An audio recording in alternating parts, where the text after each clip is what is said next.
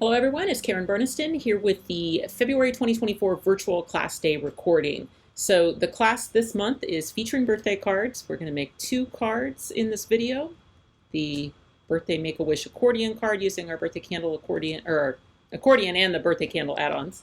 And then for our second card, we're going to make a big 5x7 card that will accommodate a tripled raising platform pop-up. We're also going to use our mini gift bag and make a gift card holder. So that's what this class is going to be. You are welcome to watch this class even if you didn't purchase a kit, but let me tell you about the kits. So if you are a kit holder, then you purchased the materials for this class either through a participating store or from our website, and that included a list of required dies. So you may have bundled your dies with your paper because that was the better value, but even if you already owned the required dies, you could have just bought papers only. So the required dies that were included in the bundle this month are the Raising Platform Pop-Up, the Birthday Candle Add-ons, and then the mini gift bag. Now, anytime that we use an add-ons as a required die in a class, then we do ask that you have the foundation die as well. So for this month, there is a 4th required die. It is the Fancy Label Accordion that this one fits. And that wasn't included in the bundle, so if you didn't already have it, you'd have to pick that up. Okay, so then once your kit arrived, either with or without your dies, then you would use these 4 required dies and those bulk materials following the PDF handouts that came to you 10 days before class from the person you bought the kit from.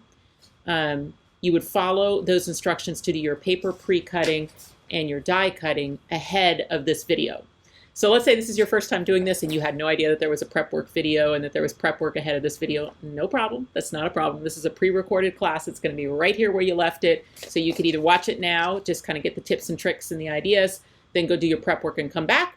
Or you can just bail out right now, go do your prep work and come back. So the nice thing about virtual classes is there's really no requirement for you to watch the video at the time that it premieres. You can watch it anytime after that and complete your projects. And you have access to it forever, you know, for you to be able to go back and make those projects again, maybe in some alternate colors. Okay, so going through that prep work video and following these handouts ahead of time, you already have your kits made up into the pieces that are going to be for assembly.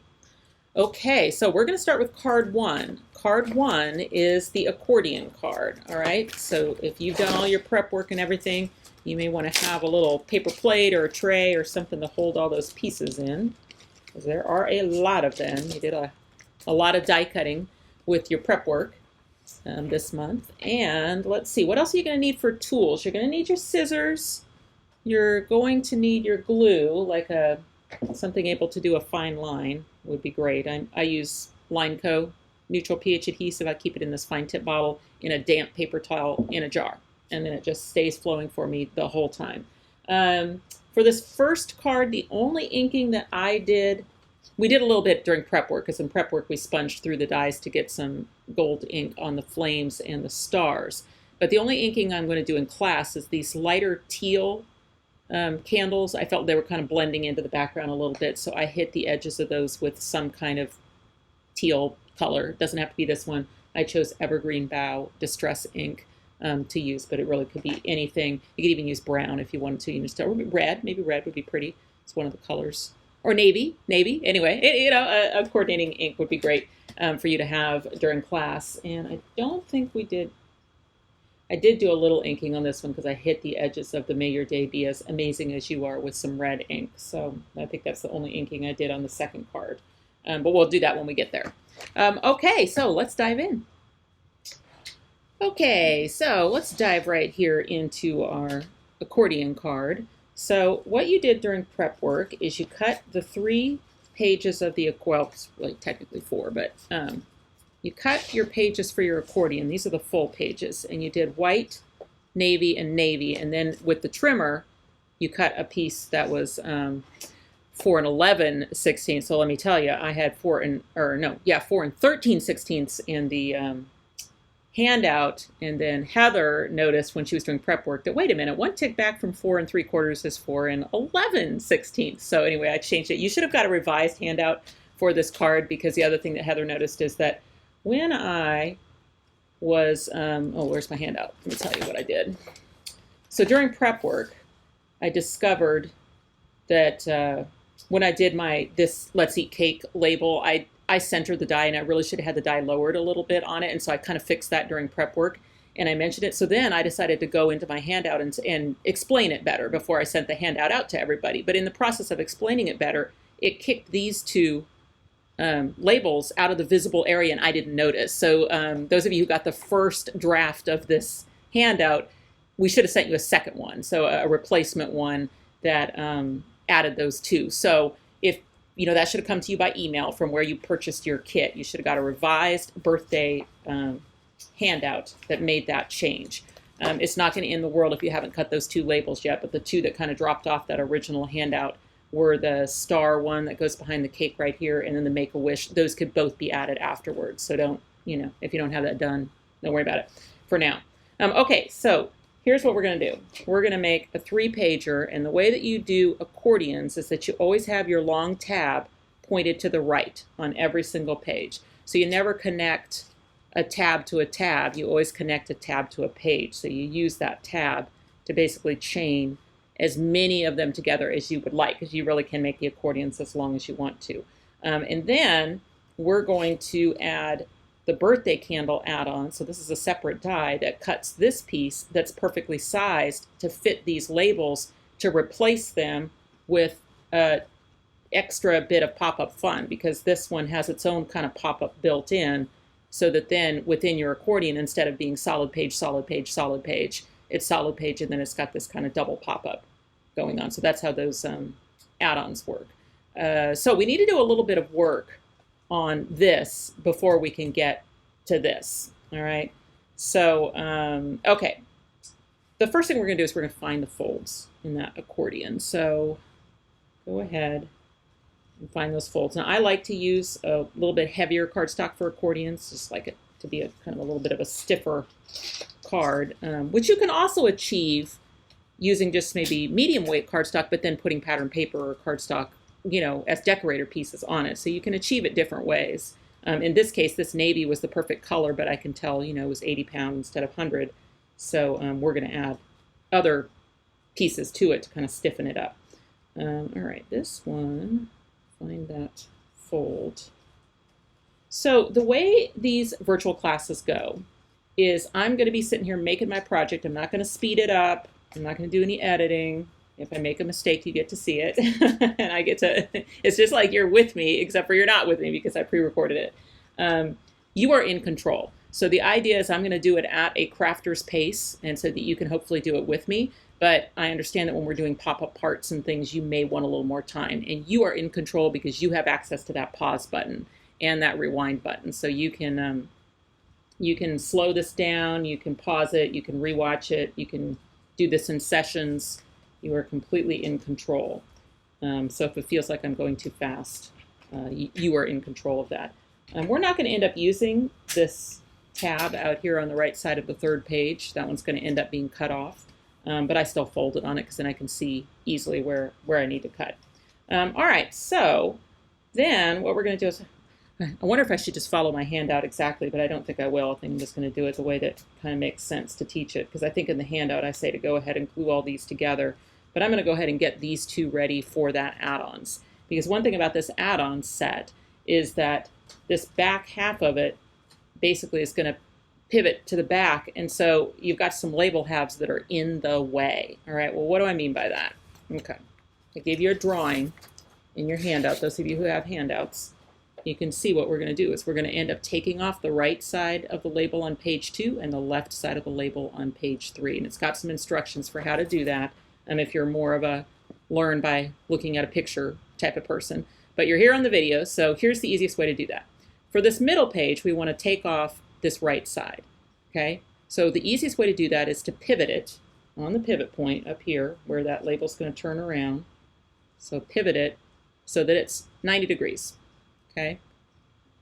Off.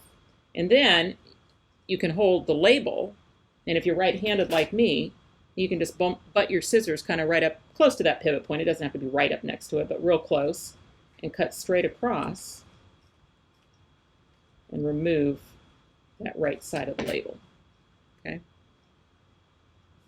So all I did is I just rotated it to 90 degrees and used my scissors to cut that off. All right, now I'm going to put that back to flat again. All right, now on this one, page 3, we need to cut off this left side. But now if we rotate it, let me show you, we can't cut right on the pivot point because that's going to take that half off. We need to cut to the left of the pivot point. We don't want to be too far away. We just want enough to hold it on. So basically I'm going to say here-ish. Okay, and then I'll give you a little visual of that. I think it says like 3/16 of an inch in the handout, but you don't have to do any measuring. Basically, you want to keep that thing connected. So I went, if you look at this kind of, oh, let me get that over a color you can see. Here, that's a good idea. See where I did it? About right there. Okay, so I left enough that it would stay connected. Okay, but it's pretty close. All right, so that's your modification for this page. All right, and then remember I said we can take off this long tab. Now we can't take off these little small ones. We need those to connect our final page later. Okay, see those little tabs are still there. But this tab would be, or used to be, right here, and we don't need it because we've got nothing to connect to the outer page on that last one. Okay, so just this one out here, just this one, not this one, not this one, just this one. You can cut that off. You can use your trimmer if you've got your trimmer handy or not. You can just use your scissors, cut right on the line.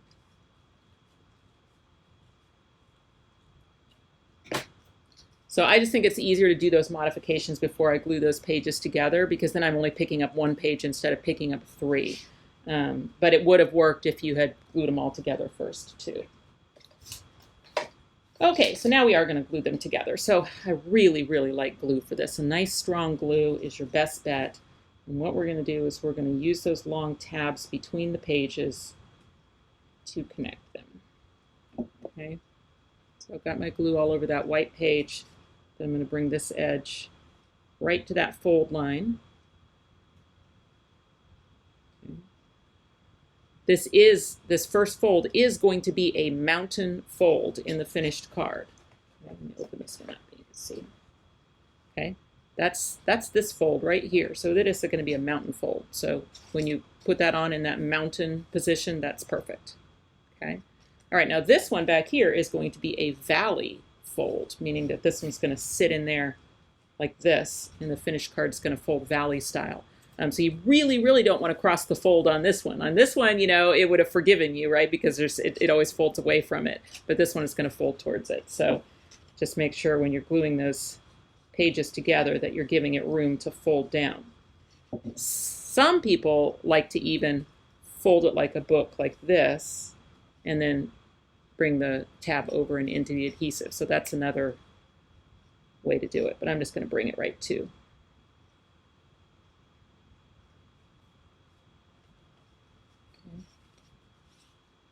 All right, so there's the accordion part of our pages.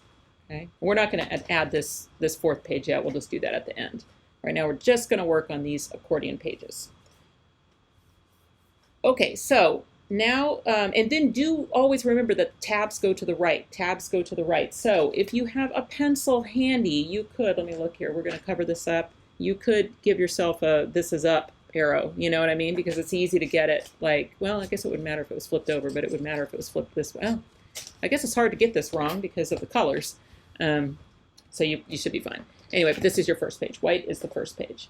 All right, so we need to get these outer frames on before we put the whole thing together because, you know, you can't add this one afterwards unless you were to cut it and then weave it in, which I've done in the past when I've changed my mind.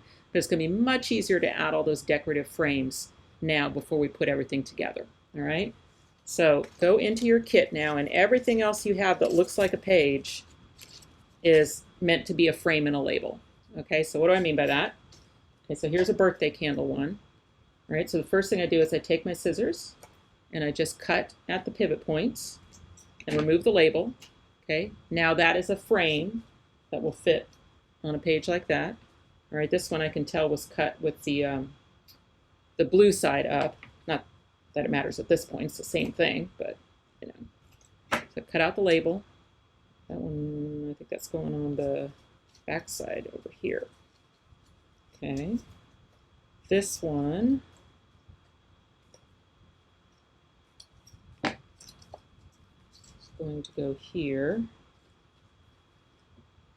Yep. Okay, we've got a teal, like our sea salt one made out of cardstock. That one's going to go here. All right, and then we've got 2 reds for the back. Okay, so let's go in the back. So I'm going to take the 3 ones that are for the back and just set them aside for a second. All right, and then the final one is going to go on this page here. So this is a square, so it shouldn't matter which way it is. And that one's also going to get a decorative frame. Okay, so now we're just going to start gluing these on, then we'll flip it over and do the back ones. So let's see if I can get this open enough. You can kind of see the things there. Okay, and then we'll trim these afterwards. So keep all of these labels. Some of them we're going to use, but just keep them to the side. All right, so let me just start gluing these on. So these ones are going to be cake side up. So we did this trick during prep work where we pre-cut the pattern paper or the cardstock, whatever we were using, where we just wanted to make frames. We pre-cut these to 4.5-inch squares and then laid them down into the die so that it just cut the interior edge out, so that will perfectly match. And that way, we didn't have to spend a bunch of time. If we had cut the whole page, we would have had to trim a little bit off of each side to get that little shadow. But by pre-cutting your cardstock or paper to that 4.5-inch square, then it's just kind of a little bit of a cheat. I mean, you have to line it up in the die, so that part is, you know, a little bit more than challenging than if you just cut the page and then did the smidge around the outside. But it does save you a little paper to do it this way.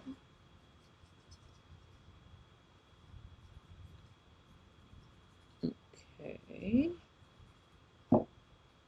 And that inside edge is going to line up just perfectly. It was cut with the same die. So now these do have direction to them, the cakes. You can't tell too much that is cakes, but a little bit you can. So just always make sure those tabs are to the right. You're orienting those frames the correct way. Okay. You can always flip it over too and see how well you did. You know, like I was not absolutely perfect, but I was pretty close on the back.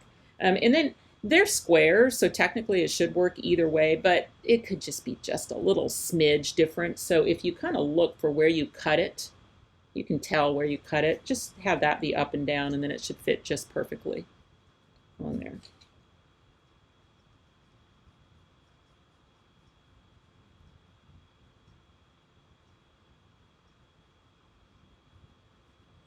Okay, so the reason that we have these as premieres on our YouTube channel, these virtual classes where anybody can watch even if they haven't purchased a kit, is because, you know, we want people to be able to see kind of what our classes are like, and then maybe you're going to join us for the next one. So we do virtual classes. Usually it's Zoom classes, Zoom, and then virtual, but in 2024 it's a little bit different this year because we have back-to-back virtual classes. So the February class, the one you're watching right now, this one's a virtual class, and then next month on March 9th, we'll have another virtual class, a YouTube class like this. Make sure I'm narrating what I'm doing here. Okay, I want to put these on the back. Always with accordions, flip it over like you're turning the page of a book. All right, so don't flip it over like this, because if your paper has a direction, one half will be upside down. So make sure that you're turning it over like a book. All right, and then here on the back we've got teal. Teal goes on the white, and then red goes on the navy for those frames. Hello, it's Karen from the future, and it is going to be a little while from now before I figure out that I put those on not as I just said. So in other words, I did not follow what I just told you to do, which is to put the pattern paper one on the back of the white. I ended up putting red on the back of the white. I don't know why, but it doesn't matter. It will all look pretty. So you can either follow exactly what I did or follow what I said. Either way works. Okay, back to your regularly scheduled class. Yeah, so anyway, okay, our virtual classes. So the way these things work is we send the kitting instructions out to the stores that want to participate, and they will make the class kits, and then we'll make a limited amount and sell them on our website, but we don't remake them. So once ours are gone, they're gone. Some of the stores will actually remake them, so definitely you can still get a kit if you go onto, oh, sorry, I just refilled my glue bottle yesterday. And it's I'm squeezing a little too hard. Yep, future Karen again. Here's where I do it. I put the red right on the back of the white instead of the red on the back of the navy, but in the end, it looks fine. So I leave it to you. Anyway, so you can go onto our website, KarenBurniston.com, and then click on the events page, and then you'll find, and I'll put a link in the description box below, you'll find the stores that are making kits that you may still be able to get a kit for this class, actually. All right, sorry, I'm going to find something to fix my glue issue and be a little lighter hand. I was not paying attention that was going on there. Okay. Yeah. So, I don't know which way this one goes. This way. Okay. Lighter hand with my glue. I just, right before class started, I filled up my glue. Well, no, I filled it up yesterday, but I filled up my glue, and then I also really squirted my paper towel so it would stay damp for the whole class. And sometimes if you oversaturate your paper towel, your glue starts falling out a little bit. So that's what I did. All right, here we go. So we're on the back of the accordion right now, working on frames.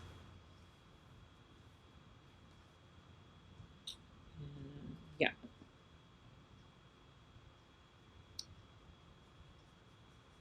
So then, if you like these virtual classes, if you like the format, which the format is, there's 3 to 4 required dies. Anything that has to be cut from those required dies is cut by you, the student. So when you purchase a kit, it's kind of the bulk papers and stuff. And that way you get to learn how to use those dies that you bought, as well as you get to keep all your leftovers. And sometimes there's a lot of leftovers, you know, possibly enough for, maybe not exactly, you know, if we're using a journaling card, you obviously only have one of Celebrate Your Big Day with Cake, but you might have enough of some of these other colors to kind of cobble together a second version of the projects. So it's nice because you get to keep your leftovers. But the way that you prep your kit, so when your kits, your materials come first, and then 10 days before class, that's all I can promise is 10 days before class, you will get an email from either the store or wherever you buy your kit, whoever your kit maker was. And then that will have those PDF handouts, the die guide. It'll have a picture of all the pieces you need to cut. It'll have a link to that prep work video. And that is all exclusive to kit holders. So you're always welcome to watch the class of a virtual class. You can watch this class day recording. You don't have to have a kit. But if you want access to those PDFs and that prep work video, then you need to buy a kit. Okay, so now we've got our outside pieces on here. So let's get to working on, you know what, let's do that trimming. Let's do this trimming first. Okay, with these, and we even have this one that we cut earlier during prep work. So during prep work, I had you pre-trim the red one out and then put the big label in and cut the big label out because we needed that big label and we needed this label frame. So when you've got a label like this that you want to turn into just a label, obviously the tabs come off the sides. Okay. And then what I do up here, let me just sketch it in. I do this. I'm going to sketch it, and you can see it. I should have sketched it on one of the lighter ones. But so I take my scissors, and I just start at the pivot point, and I basically try to match what it's doing over here. Okay? So the easiest way, I'm right-handed, so the easiest way for me is down here at the bottom, I just put my scissors kind of in line with the swoop, and then I just kind of curve and round up and take off till I get to the pivot point. So I'm basically kind of trying to match what's on the other side. Same thing over here. So this time, I'm going to start at the pivot point because I'm right-handed, and then I'm going to swoop down and out and meet up with that swoop over there. Okay? So that's how I turn these into labels. And we are going to do that for all of them, although I don't know that we need all of them, but it's just going to be easier to do them all, and then you'll have some pretty labels left over for another project. Okay, so tabs come off the side. And then do your things. Okay, so while we're trimming all these, let me tell you a little bit more about the class program. Is these YouTube classes, the virtual ones, we do those generally once a quarter. This time it's a little off because we've got 2 in a row. But in the months in between, then I teach on Zoom. So the Zoom classes are only through stores. We do not make any Zoom class website or Zoom class kits on our website. But we do list the stores that are making kits on our website in that events page, okay? Now with Zoom, it's exactly like this, except what you're watching right now, instead of being a pre-recorded YouTube video, would be a live Zoom session that is also being recorded. But because it's live on Zoom, you can interact with me, you can stop me and ask questions, we can highlight you, and you can show me if you've got an issue with your card and I can help you troubleshoot it. Students share during the break, they'll share things that they've been making with the dies, and it's just fun. It's a lot of fun. Definitely welcome you to try it out.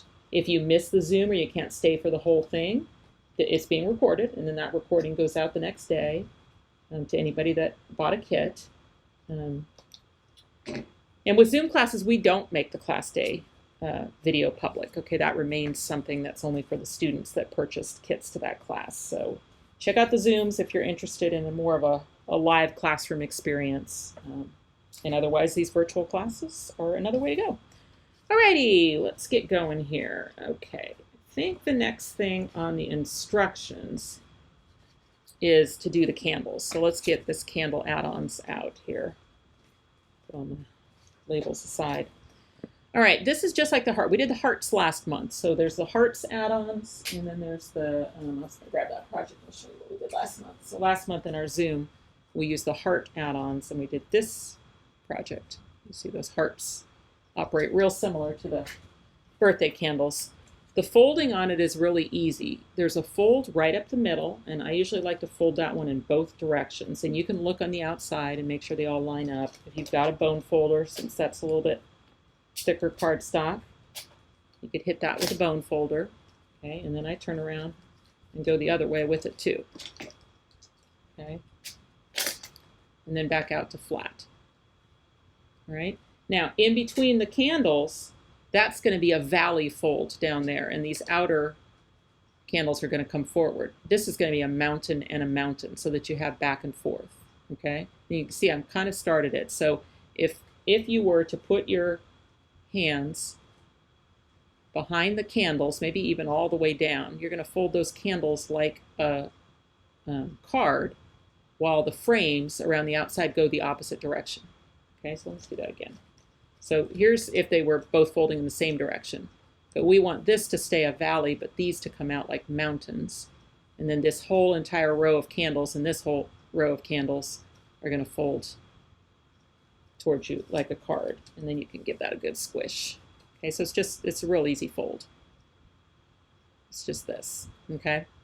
Once we get this attached to our project, we're not going to be able to flatten it for decorating anymore. So let's go ahead and decorate it before we attach it to the accordion. Let me get this out. All right, so now we're going to use those candles that we cut. So let me get out all my candles.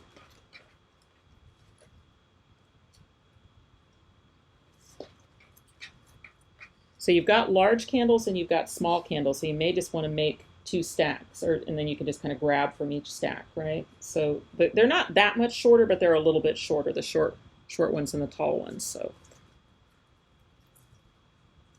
here's tall, this one's short. And we did a little bit of stenciling on the red ones during prep work, so they do have a stencil feature on that die where you can get polka dots or stripes by just stenciling through the die before you take the paper out of it. So you do that on the red ones. And but then the other ones, we just cut them out of pattern paper. Okay, so this one's short and short. Okay, it feels like I must be missing one. Yeah, I'm missing more than one. I was like, I have to be missing one because they cut 2 at a time. There's another star. There's another short. There's, okay, set, set, set, set. No, I'm still missing one. Set. Okay, and then 1, 2. Yeah, okay, that should be right.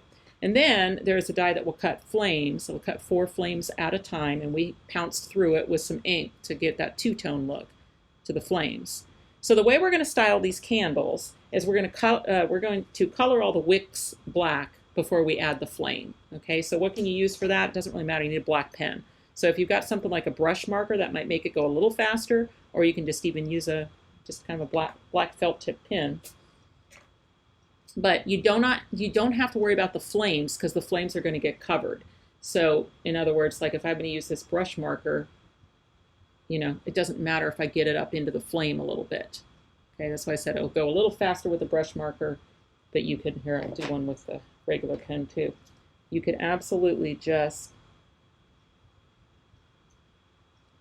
use a pen like that. So whichever's, I don't know, I felt like that was just as fast, y'all. I might be changing my mind about what the fastest is.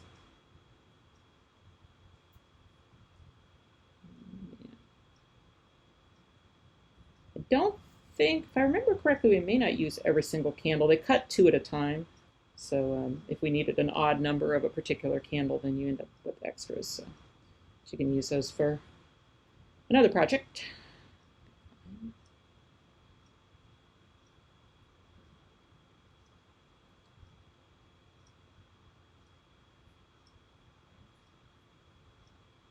Funny, I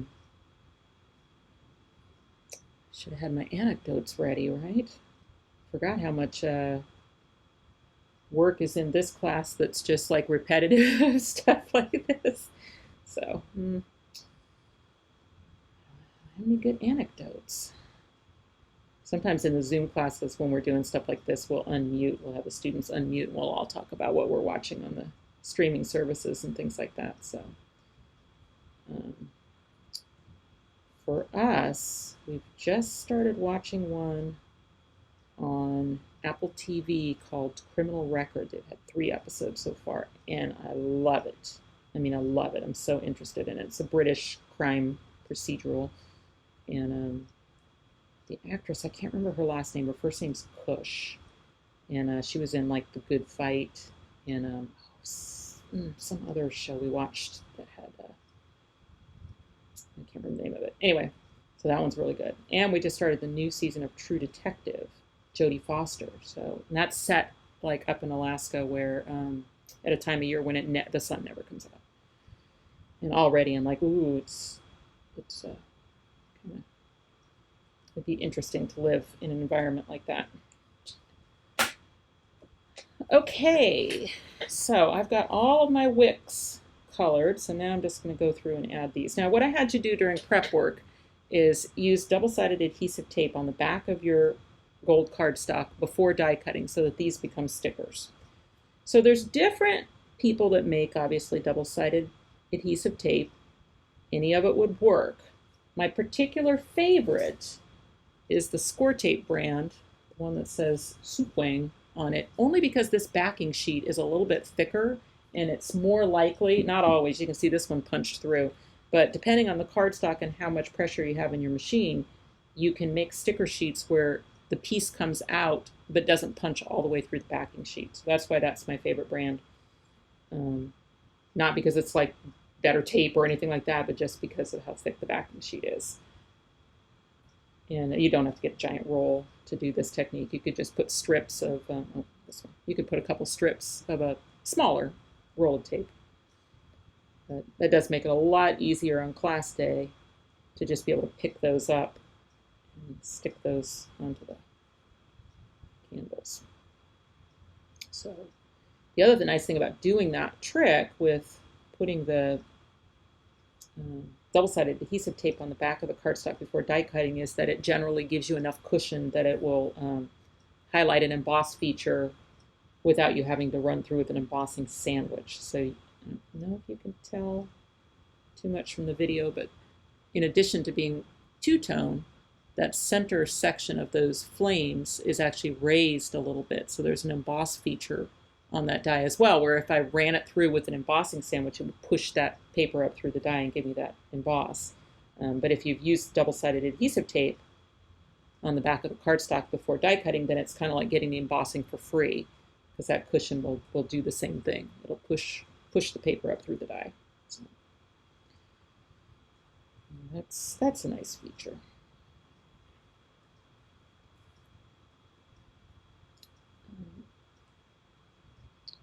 Now, if you're new to our brand and our classes, maybe this is your first time joining us, welcome.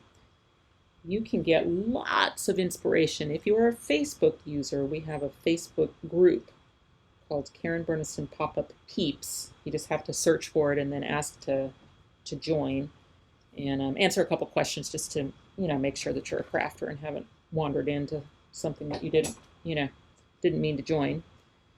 And people are posting in that group from all over the world using our dies.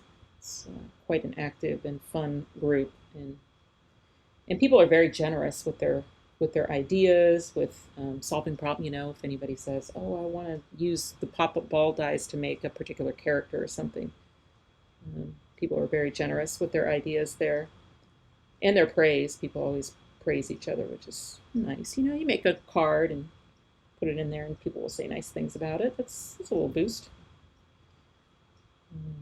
So yeah, Karen Burniston Pop-Up Peeps if you're a Facebook user. If not, we're on Instagram and Pinterest. Obviously, this YouTube channel, you can subscribe. But we'll probably have the most social media presence in that Facebook group. And then, of course, we have blogs and all that, too. So we have a very active and fabulous design team from all, well, I guess 4 different countries. So we have Canadians and Americans, and we have somebody from the Netherlands, and we have somebody from Australia. So, and they're also members of that group, and they post their creations there. So try to keep you in ideas, you know, using these dies.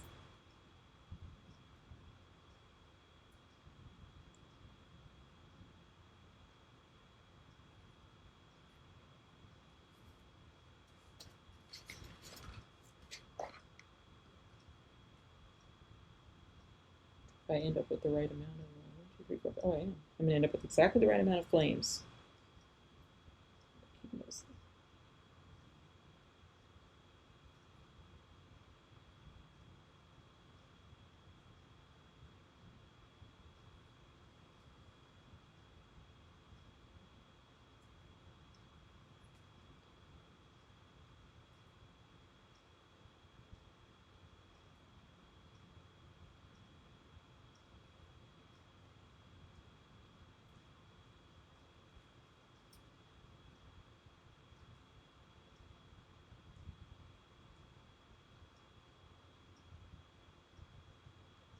So in addition to these class videos that we offer, then I also do assembly videos for all of the die sets. I don't do assembly videos on words. I mean, if a die set's just like, or maybe some borders, if it's just real super easy to figure out, then I may not do an assembly video, but I do assembly videos on all of the pop-ups for sure. And then anything like charm sets or anything that requires a little explanation, you'll find a video on this YouTube channel. So if you get to the main channel, you can see the playlists, and one of the playlists just shows all the dies, and you can go through that. But then it's also posted on the product page on our website. So I always tell people the best way to find an assembly video for a die is to go onto our website, KarenBurniston.com, and then just use the search box. And in the search box, you can either put in the item number, or you can start typing in the name of the die you bought, and it'll, pretty quickly, you don't even have to get through the whole thing, and it'll give you some suggestions, and then you can click on the die you bought, and then it'll show you the assembly video right there on that product page. Sorry, I bumped the table. All right, I have all of my candles. I just mixed all my larges and my smalls together. Okay, and I am ready to now start decorating this. So the way I designed this is it alternates between short and tall candles. So, and I am assuming when we were doing this folding that you didn't have this turned upside down. It's pretty easy to tell if you have something upside down that you've die cut, because the edges are kind of towards you, and it's probably a little rough from your cutting pads in places. So when you're looking at the front of a piece that you've die cut, it should give you those little beautiful kind of rounded corners.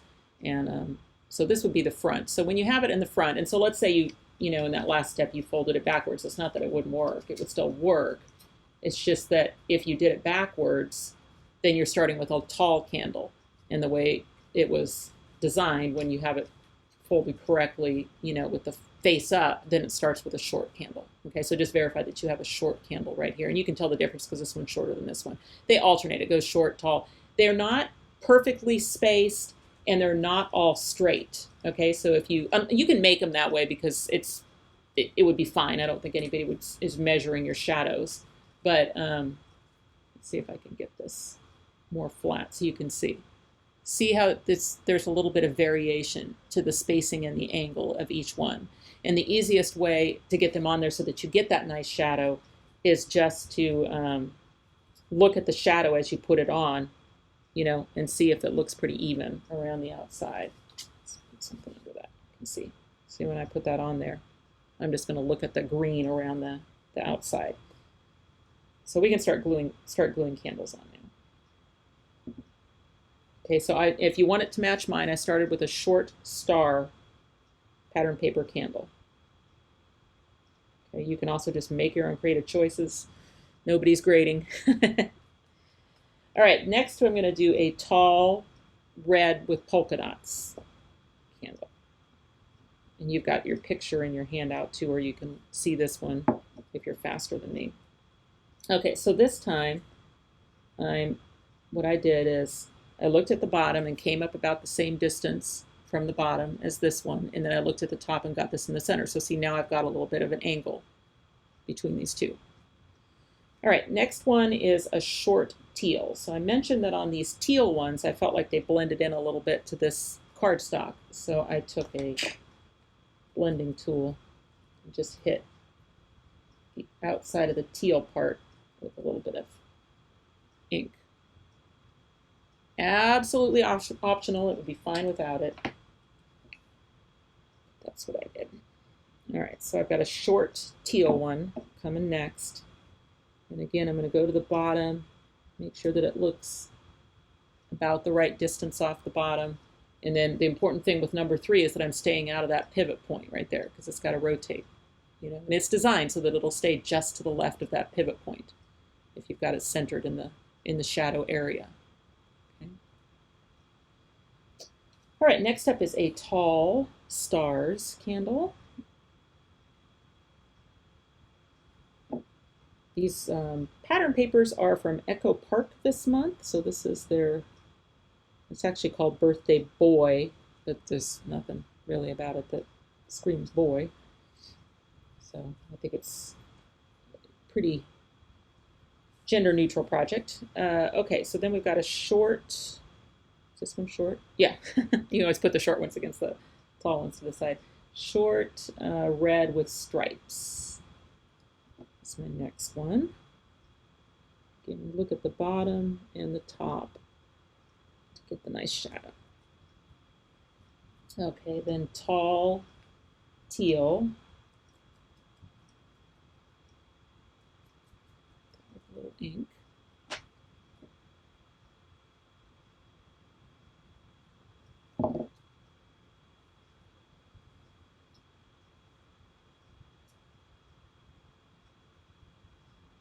Now these YouTube classes, these pre-recorded classes, they're going to go faster than the Zoom classes, because on the Zoom classes with you all being live and you not having a pause button, your pause button is to say, unmute yourself and say, hey Karen, you're going too fast, can you slow down? And then, and then sometimes people have some issues that, we need to troubleshoot or whatever, so they can go long. I mean, we start at 11 o'clock Central. We take a 15-minute break between the cards. I try to get it done in 2 hours per card, so we're done by 3:15 to 3:30. But it all depends. Depends on how fast everyone's crafting, how many pieces are in the kit.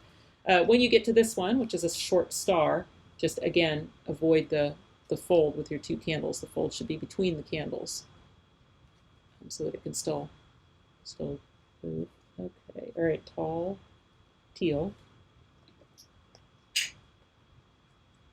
But again, it's being recorded. Those Zooms are being recorded as well, so if you have to dive out and you can only show up for one card, or you get hopelessly behind, or you made a mistake and want to cut another piece or anything like that, you can just hit it on the recording. But yeah, it's been a really, I love teaching this way. It's been really a wonderful thing to switch to these virtual classes, and we can now have people from, well, really all over the world. And welcome to our European students. So we've got a store in the Netherlands that is now going to start making some kits for these classes. And for this birthday one, they used some alternate papers that were available over there So that may be a change that you see with the European version, if it's not possible to get the papers in from the States in time. But all the stores that are in the States will be making the same kits with the same papers. All right, so once again, we've got a pivot point here on this large star one. So just make sure that you stay out of that pivot point, in this case to the left of the flame. Okay. Tall star, and then we've got short teal.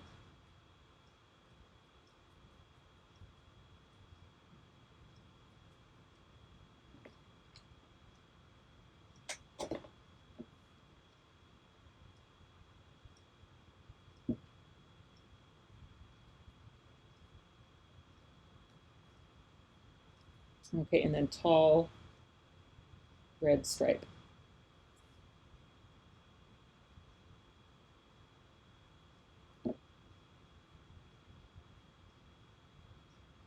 Okay, so you are still going to have some candles left over, and we still have some to put on, but we'll put them on after we get this together. So you can see back here on the back of this page, we're going to add a few candles. And then inside there, you don't see it very much, but it's just kind of a hint behind there. But you've got those candles behind in the space behind. Okay, so we can now, let's see, do I want to do anything else in the flat position? I can do it all in the, you know what, let's go ahead and put the piece on this. Okay, so this was that piece where if you were using version 1 of the birthday handout, you may not have this piece, you may not have known to cut it. If you watch the prep video, you cut it, but some people have been doing this long enough that they don't watch the prep video. So if you've got your class kit cut, that's what I'm trying to say, before you got that new handout, then you just need to cut that label, which is a medium label. It's in your new handout out of the star paper. Okay, I had you take the mini gift bag and cut with two circles nested together, and I'm looking around to see where the flame lines up, because you can get those in a position, since they were cut at the same time, where it all lines up, if you care. It doesn't really have to, but so let's see, how am I going to do this? I guess I'll put this cake on first so that I can get it aligned the way I want it to. Okay, so I'm going to center that in there.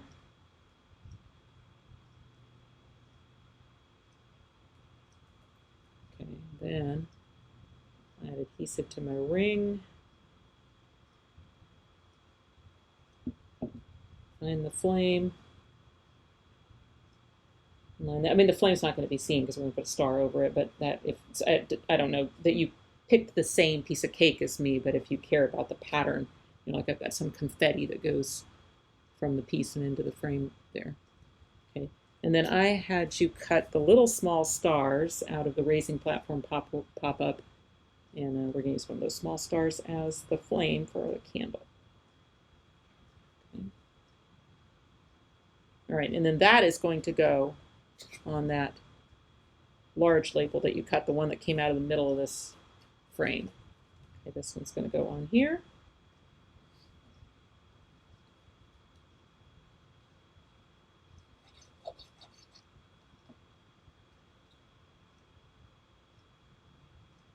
Okay, and I just look at the 4 points. Glue today.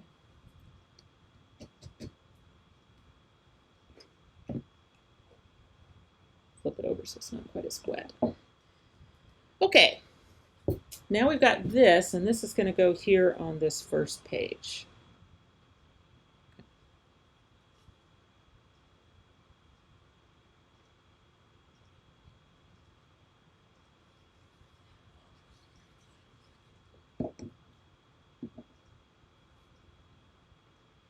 Once again, I can use the points to get good placement on that.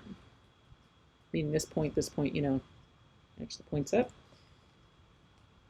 Okay, and now we are ready to add the birthday candle add-ons to these 2 half pages. So we have to do that such that, once we get it on there, then this is no longer going to be flat like this, because as you see, it doesn't span the whole distance. We have to assemble it to get it over there. Okay, but the way this is going to work is this outer section here, is going to glue. If you rotate that to the back, it can be easier. It's going to glue like that.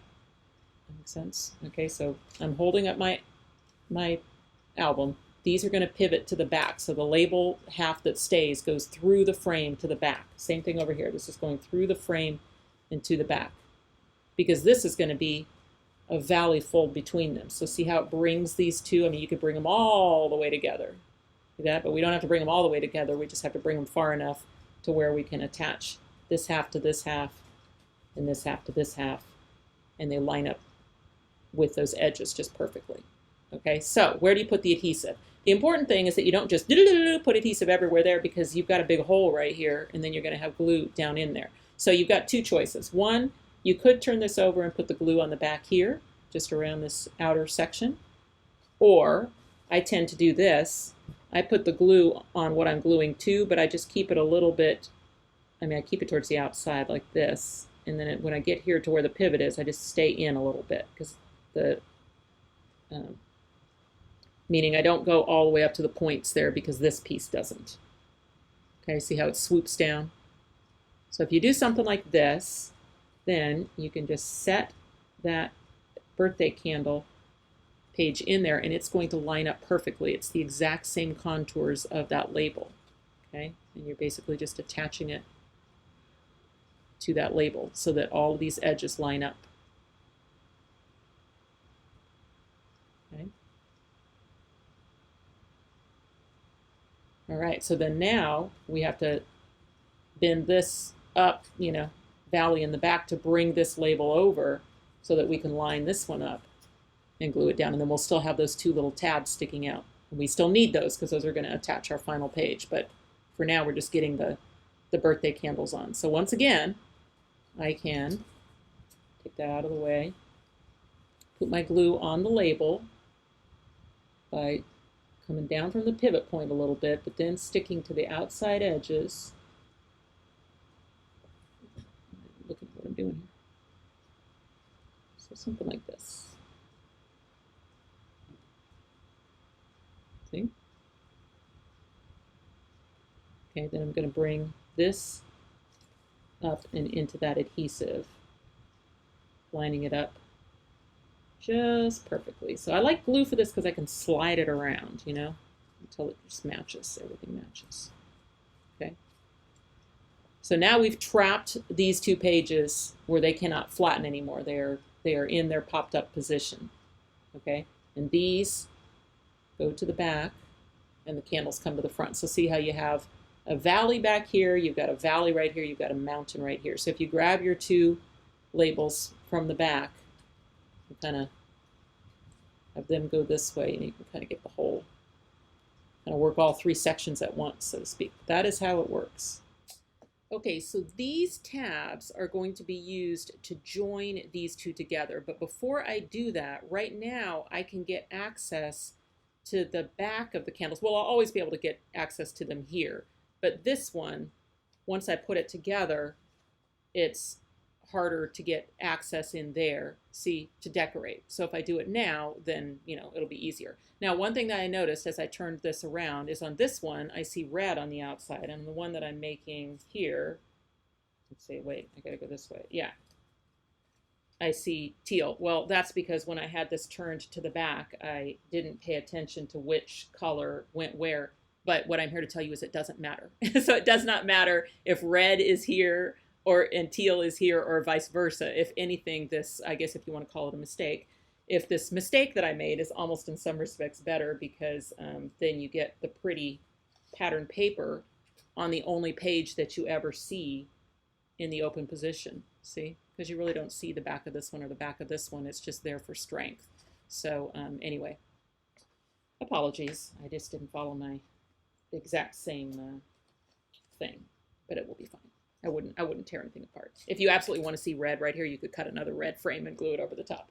Okay, so let's get some candles and stars put on here. So the other thing too is if you have something like a chip clips are really lovely because you can do stuff like this and keep everything flat while you're working on it.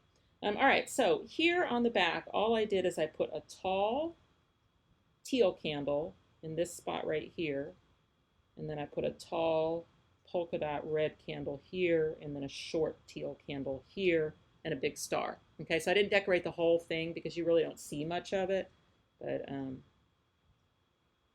you know, just to add a little bit of something in that spot. So this one's tall. Oh, I didn't ink that one. Well, and again, it's in a spot where no one's going to see it anyway, so the inking is very optional at this point.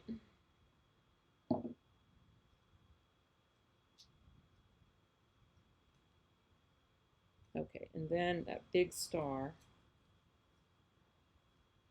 cut with the double-sided adhesive. Put that here. Okay, so like I said, if you followed me precisely, what I was doing before, yours is the teal pattern paper, or if you figured out that I was doing it wrong and put it your red one, or not wrong is not the right word. Wrong is not the right word because it doesn't matter. They're all pretty colors. So it's just a creative choice. I made a creative choice to do this one a little bit differently.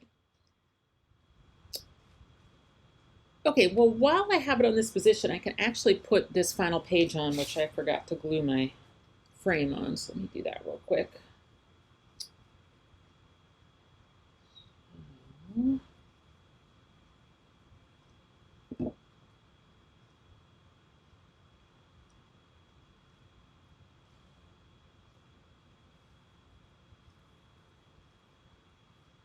Okay, so how this is going to attach to the card is with these two little blue tabs right here. Okay, so the first thing to do is to fold those over so that they're sitting on top of the teal.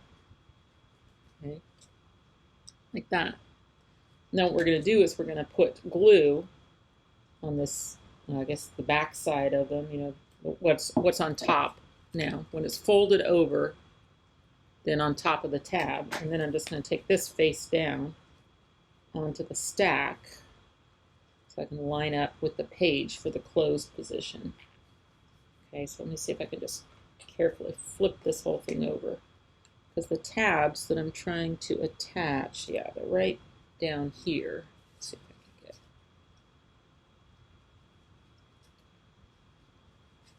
can get. Okay. All right, and then now, see, that's attached in the right position to be the back when the card is closed. Okay, and then to let's see, let me put it this way. Okay, so to cover up those tabs, we're going to use that big trimmed teal label. We're just going to glue that on right there so that it'll cover up those tabs.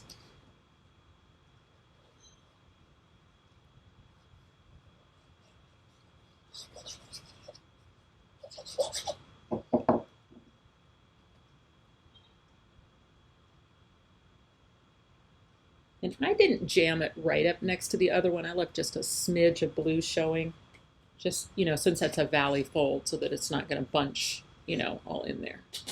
Okay, so then, okay, now this is not the front because we haven't connected this to this yet. So this is the inside. This is actually going to pivot around. Okay, and then this is going to be the front. So what we have to do now is connect those two tabs that are on page 1. The two small tabs are going to connect behind page 2. See that in there? Okay. All right, so you got to find a spot where you can get glue on this side of the tab because we want it to go underneath the page and connect it. So I'm going to just go down in there with my glue, add some glue on those two tabs, and then I'm just going to bring page 2 over into that adhesive and give it a pinch.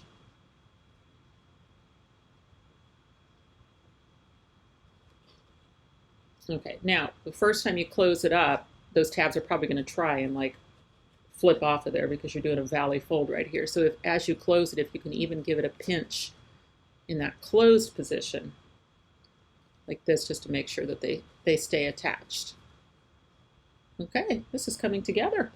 coming together nicely. Okay, so let's see. What are we going to do next? Oh, this is so funny, y'all. I said, oh, we need to decorate this side before we put this on because it'll be easier, and then I just didn't do it. So, yeah, you know. Okay, so we got to get in there and get, see, there's 3 candles and a star. All right, so I guess I did short star candle.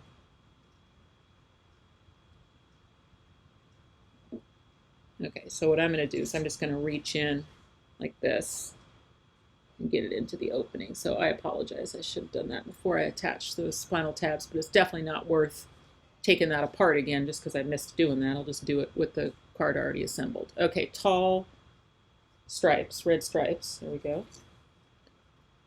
Tall red stripes.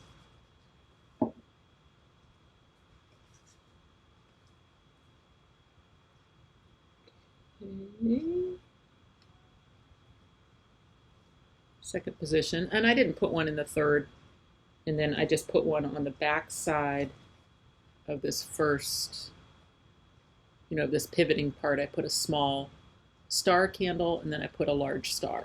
Okay, and again, it's really never going to see that, so it's probably pretty optional. I was just kind of making it match this one over here. Okay, but that's, you know, you really got to bend it a certain way to even see that. Okay, so what did I just say? Small star.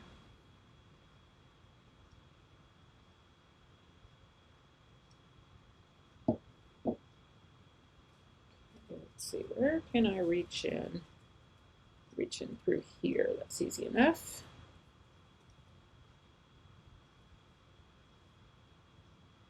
Okay, so it's basically on the back of this one. Okay, and then the final one is a large star. And that one's at least a sticker, so it's pretty easy just to go in there and add it somewhere next to the first one. Okay, now, let's see, what do we have left? We have this, the front of the card. Okay, so for this one, I took one of these big cake labels and put the red frame over it and then glued that to the front. Okay, so it doesn't matter which cake label, and you know, you're not going to see whatever's in the middle because we're going to put something else over the top of it. So it's kind of almost whichever one you like the outside areas better. Like I actually think I like this better because of the outside areas.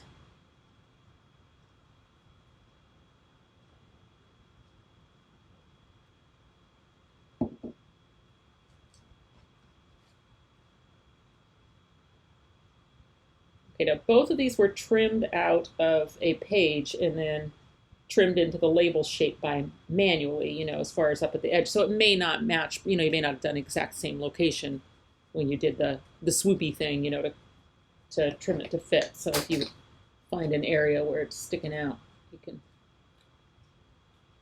you know, take it down a little bit. All right, so this is going to go on the front right here. All right.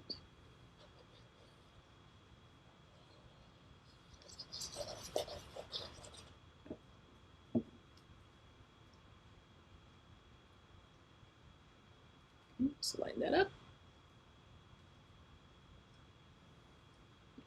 Okay, and then for the Let's Eat Cake. So when I was doing the prep work video, I centered the die over my Let's Eat Cake instead of lowering the die a little bit so that I could keep Let's Eat Cake within the frame. So what I mentioned in the prep work video is that I was just going to fix it on class day by basically putting the cake where I wanted it to go and then trim off whatever's left. So I think the way I'm going to do that, if you were working right along with me on that prep work video, even though I think I put a little notation that said stop and wait, you may have done the same. So if you have to adjust the location, what I'm going to do is I'm going to glue it at the bottom where it overlaps. Then I'm just going to go in there manually with my scissors and take any part of the red label that sticks out past the green. Doesn't have to be pretty, just has to be hidden. Okay, so you can see, just trimmed it like that. And then add a little adhesive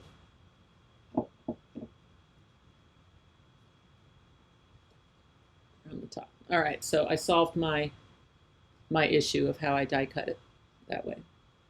Okay, and then a little small star can be the flame, since we covered up the flame with the frame. All right, and then I actually use some pop dots to put that on there. Now that's optional. It'll be a flatter card for mailing if you don't use pop dots. But if you don't mind it being a little bit thicker, then you could use some pop dots behind there, or foam tape, whatever you've got.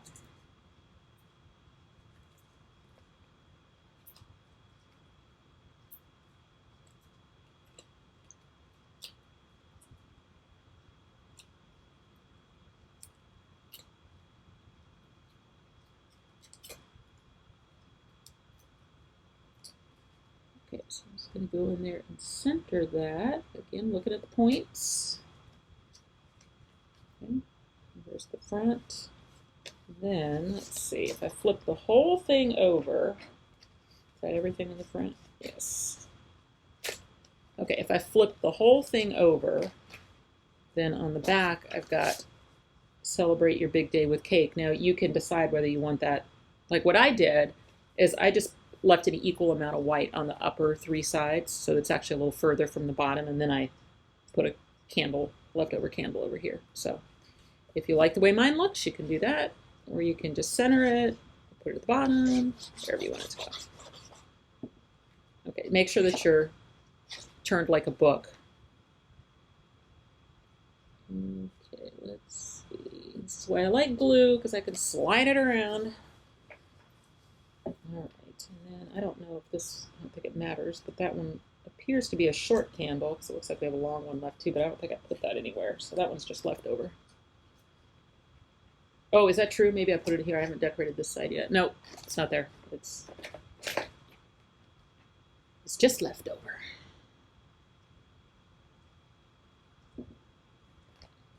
Here's a candle here.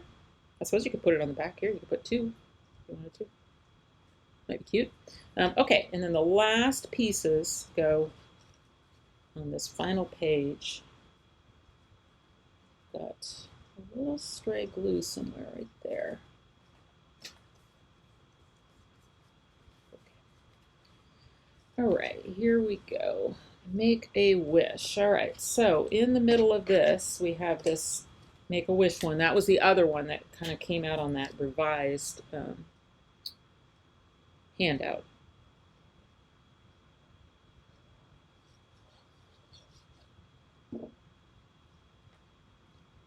Okay, center on there.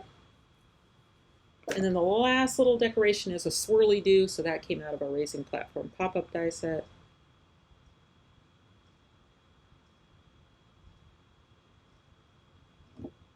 And I just put that down here over the corner somewhere. You're going to actually see it when the card is closed, because everything that's in this white little river area is visible when the card is closed. So see, you get a little hint of that swirly do in the closed position. And there you have it.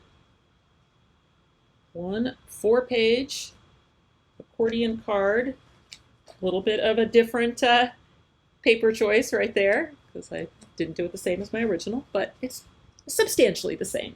Okay, and then it looks like we have a couple stars left over. So what did I do with those? I seem to remember that I put one, yeah, Celebrate Your Big Day with Cake. I put one on top of the B as a candle. Okay, and I don't know that I used the other one. Let's see if I can find it. No, so you've got one star left over as well. Okay, on that. Oh, well, did I do it on this cake? I did. Okay, so big little stars. We got a little star left over as well. A little star and then a couple labels left over. So not too bad. We used pretty much everything that we die cut, which is great. Okay, so that is card 1, and now I'm just going to kind of clean up a little bit and get ready for card 2. Okay, moving on to card 2, and for this one we're using the other 2 required dice primarily, so our Raising Platform Pop-Art and the mini gift bag. So we're going to do a fun technique where we triple the Raising Platform, and then we'll use the mini gift bag down here to hold a gift card. Okay, let's jump in. So dump everything out for card 2. So this one's going to be a 5x7 card, a little bit larger card. to accommodate all three of those things. And if you did print, now I know sometimes people don't print their handouts, they just have them maybe on their tablet or something to refer to.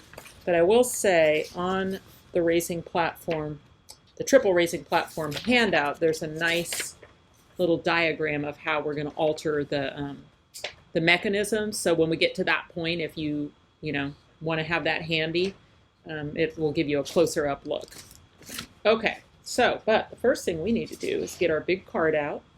Okay, so this is a 5x7 card. All right, and then inside is going to go our two Earth Day presents paper. So now we switch. We're still using Echo Park, but this one is considered their birthday girl collection. Although again, I find it pretty gender neutral. It's not particularly girly. Now, if you cut your paper the way it showed in the diagrams or with me on the prep work video, then you have a way that the presents line up across the fold. So if they don't, then just swap them. And we're going to just attach those inside the card.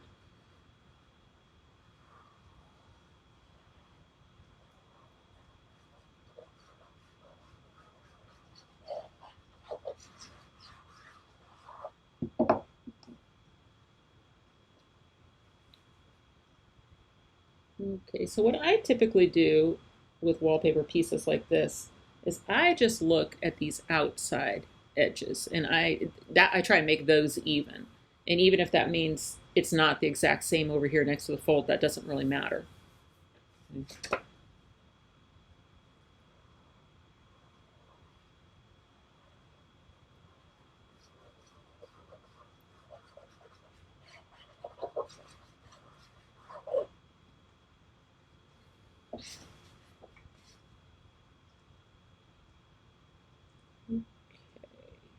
Go.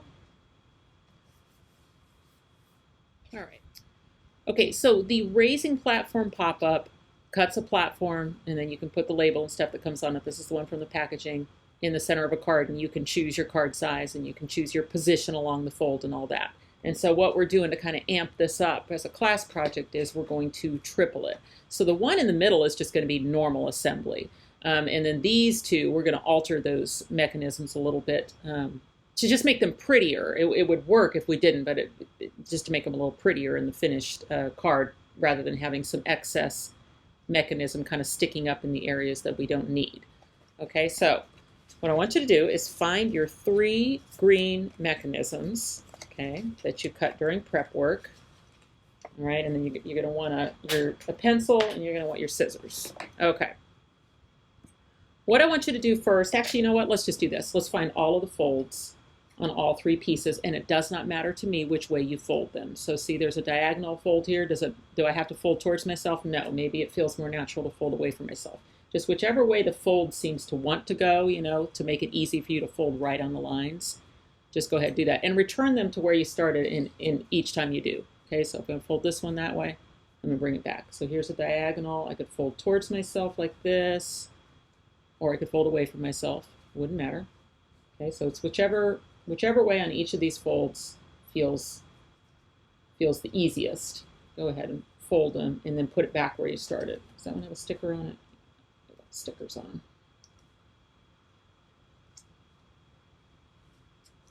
Okay. And this one, fold up the middle.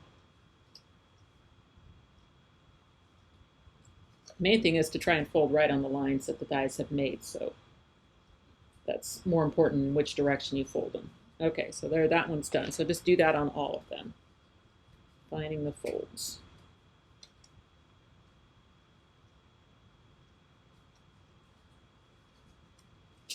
So this die is actually, well, I can't really call it a re-release per se. I did have a die called the Raising Platform back in the late 2000s when I was a licensed designer for Sizzix. It was a steel roll die, and it was one that people had kind of asked for me to redesign and kind of bring back. So this is a wafer thin design now with decorator pieces, and it's been engineered to be easier to assemble and operates a little bit smoother. So I made some changes to it. I usually do that if I'm going to bring back an older die. I try to either take advantage of maybe some die technology that's come out in the meantime, or just at least kind of engineer it to work a little bit better, or be easier to assemble, or both. So on the racing platform, I would say it's both. But anyway, if that looked a little familiar, that's why. For those of you who have been collecting dies for 20 years, 15. I shouldn't date myself that much, but 15. We're going to say 15. Okay, let's see.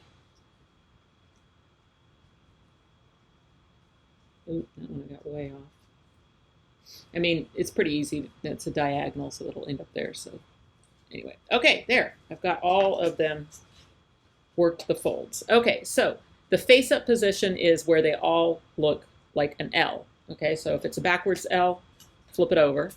And then the panels that are going to glue down are going to be these ones that are in between the folds on the main upward part of the L, right? So I'm going to put a big C right here, and that means center. That's my center mechanism, okay? And that one's going to stay whole. All right, I'm going to put an L right here. That's going to be my left mechanism.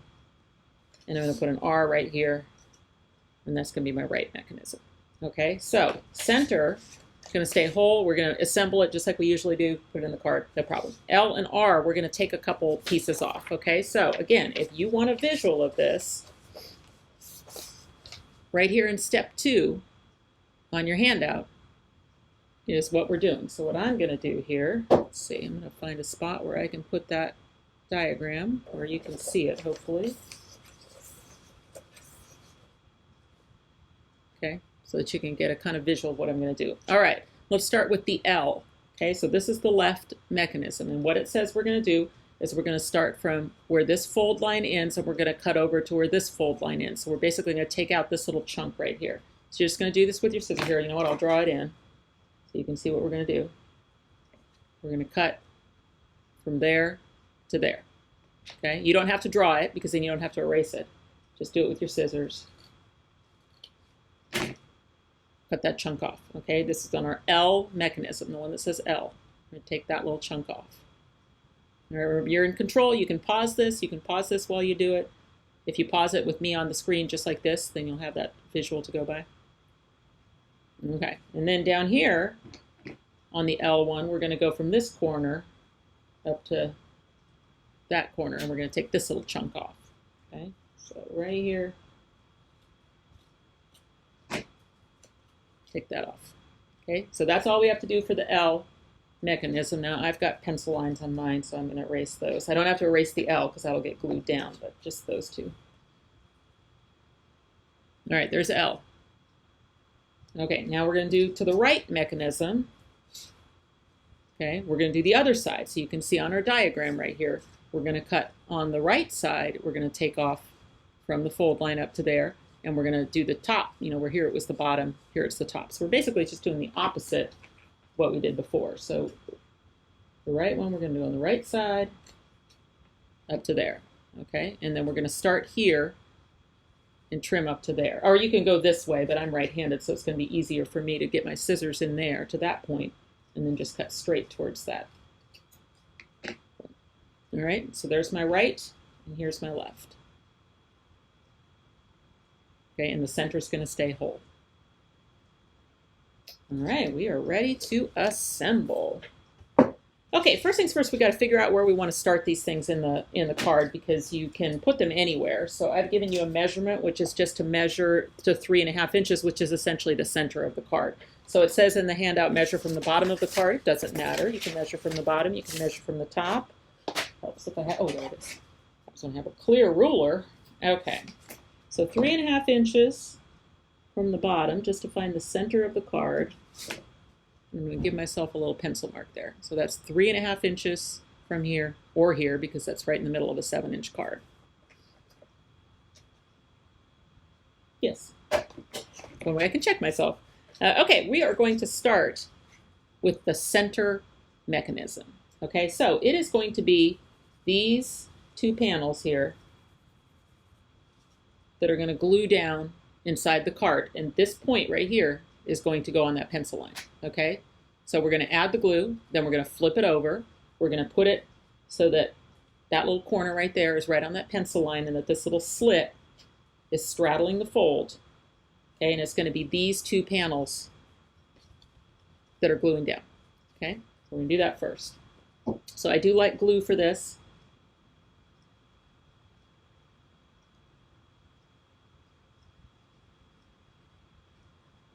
Stay within the panels, so don't go over the fold lines with it. Okay, like this. Now I'm going to flip it over. I'm going to put that corner right there on that pencil line, and I'm just looking up through the slit to make sure that it's going right through the fold of the card. I can even kind of bend it up a little bit and see if that carries on, that fold carries on right in the fold of the card right there. See? There's only these two panels that are gluing down right now, these two panels right here. Okay. And I've straddled the fold with them. Oh, that's from the sticker. I was like, what is that? Okay, so this is the back mechanism. So it's already face up, and it's going to start lifting up on those diagonals. So what you can do is you can take a finger underneath there and kind of start pinching this to be a mountain fold. See, like as I close it, you want to see it starting to raise like this. So right now it's kind of probably a valley fold just sitting down in there. If you can kind of reverse that fold right there, it'll create valleys here, and then as you close the card, it'll start to come up. That's the position you're looking for on that back mechanism. Okay? And then this one is going to fold over and become the front mechanism, see? So that you'll have parallel mechanisms. All right, now how do we get this one folded over and attached? We're going to use this little tab down here. This is labeled as the B tab in your handouts, but you don't need to do any labeling of it. You just need to fold it out. It doesn't have any glue behind it because we stopped the glue at the fold lines. So we're going to fold that up. We're going to add some glue to it. Okay. We're going to keep it nice and flat. We're going to fold this side over and into that adhesive. All right. And you can see everything is nice and flat right now, but it will start working. Both of them should start coming up. Now, if you've got one reversed like that, or even maybe this one, well, you know, if they're reversed, just get in there and make sure that there's a mountain fold here and a mountain fold in the back. And then they'll start coming up like this. Okay. That's how that mechanism works. And then we'll attach the label to those triangle tabs. Okay, but we're not going to do that yet. All right, so there's our center mechanism in the card. It's working great. That's how you would do it if you were doing just a single like this. You could just be done. You know, you could put a label on the top, decorate your little, you know, pop up and go on. But we're trying to do something fancy. This is a fancy project. So, okay, back to the flat position again. And actually, I got to say, this is like 80-pound cardstock. I like to use 65-pound, especially when I'm going to triple it like this. I just didn't, I didn't have 65-pound in this pretty green color that was perfect for our project. So it's not that it doesn't work with the heavier cardstock, it just makes the card a little bit thicker because there's 3 of them in there. So if you go to make this again, I mean, use the flimsiest or maybe even double-sided pattern paper, cardstock that you have for this. All right, so it doesn't matter now if we do the left or the right. What does do the instructions say to do the left first? Yeah, so let's do along the instructions because that way people that have the instructions can follow along. All right, so we're going to do the left next. Now, it's still the same 2 panels that are going to get the adhesive. Okay, exact same 2 panels. But now the fold that we're building this on is not this fold, it's this fold. Okay, because what has happened when we put that pop-up in is we created a new valley card fold right there. And where we have a valley card fold, we can build a pop-up. Okay, so we're going to build this pop-up exactly like we did this one, but we're going to build it on this fold instead of this fold. All right, so if it even helps you to kind of put it in front of you, so this fold is kind of straight up and down like this. Now just think of it like you're just going to do the exact same thing you just did. Okay, so I'm going to put my adhesive all over my 2 panels. See, it's on the one that's labeled L and the one next to it. Okay, so just like we did on the other one. Our L panel and the one next to it are going to get the adhesive. Now we got to flip it over.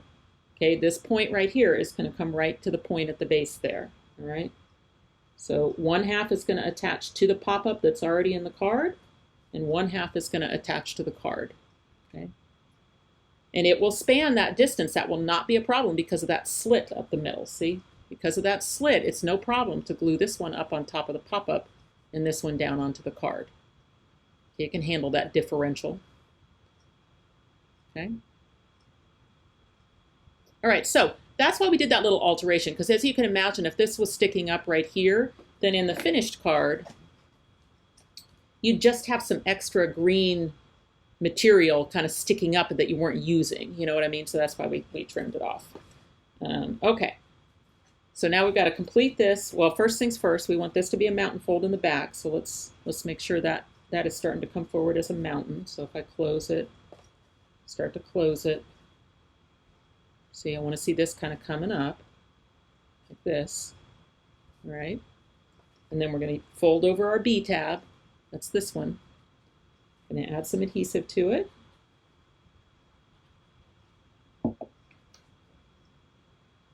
Okay, and then we've got to fold this mechanism up and over and into that adhesive.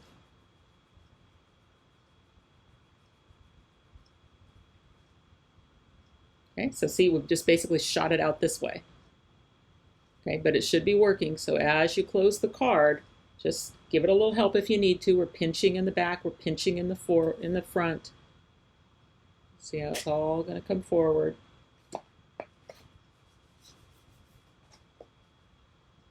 All right, we've got 2 of them in. Okay, and it will still lay flat. That's what's nice about being able to install this in the flat position, is you can still flatten it down.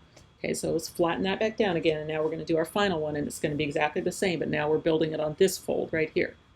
Okay, so again, if you want to make your fold go vertical, if that's easier, you can do that. We're going to take the adhesive on our R panel and the one over here.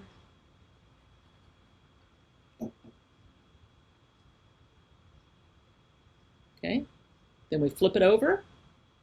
Okay, it's, remember this thing is going to come right to that pencil line, and we're building it on the fold of the pop-up. So this half goes up on the pop-up, this half goes down on the card. And we're straddling that fold right there with our pop-up. Okay, remember we want this right now as a valley fold. We want it to be a mountain. So I'm going to hold those 2 while I go in there and kind of pinch this to go the other way as best I can. Card will do it once it's mainly you just got to kind of get it started. So it starts a mountain right here. All right, here's my B tab. So I need to fold that up, add some adhesive to it.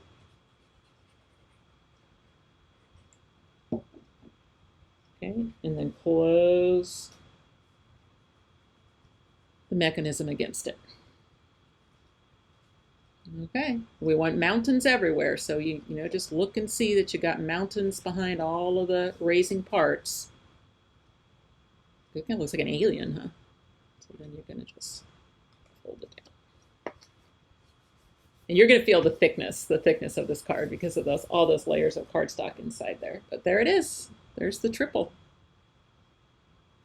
Ta-da. And amazingly, we can still flatten it if we need to, you know, for decorating. Okay, let's talk about decorating this thing. So before we put our labels up on top, let's see, what can I do with this? Sometimes taking a clip across the fold will do it. Let me see if I can do that to keep that open. Yeah, not too bad. Or I guess I could take something heavy, weight it down. Should I do that? Okay, that's not too bad. All right, so it is going to be easier to add these little parallelograms to the mechanisms before we start adding labels to them. Okay, so I had you cut 5 sets of them. All right, so they are sets. I mean, you've got 2 dies in the set, but basically you've got mirror image pieces. So you're going to have to find the ones that fit for each panel. But let's see if I can find them all here. Here's some more. They basically have 10 of them, so fish through until you find all 10. Do I have 10? Well, I guess I'll find out. Okay, so we're going to put, let me show you the spots where we're going to put them.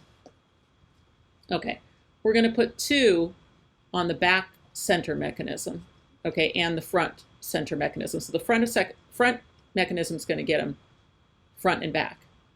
Okay, they're not going to fit here and here because we trimmed those areas, but we can put them here. Like, so for on the left mechanism, we're going to put it on the left side, and on the right mechanism, we're going to put it on the right side, front and back. And that's going to be 4 sets, right? A set here, a set there, a set there, and a set there. The 5th one is going to go on the back of the side mechanism so that as the card closes, you've got some decoration back there. I did not do back here. I mean, you never see it. I just thought that was overkill. You could. I mean, they'll fit, but you really don't have to.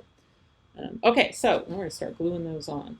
So what's nice about these two is that they will cover the seam where the mechanisms were glued together. Okay, so we can just get some adhesive on those and then weave them in there. And those parallelograms are sized to leave a little shadow all the way around. Okay, so I'm going to get in here on this one. So make sure that you're weaving in, that you're not gluing down. You know what I mean? Don't go over the top of this and glue this down. This has to be able to raise up. So it's back in there. That's where that is. All right, and then we've got to find the one that fits over here. It's this one. I don't think there's an up and down to any of these confetti parallelograms, so you can just pick one that fits.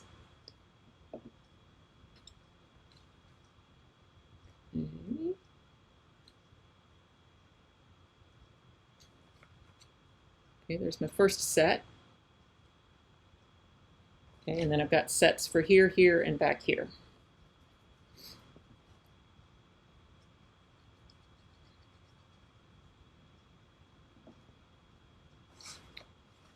Let's see, if I just raise this about to here.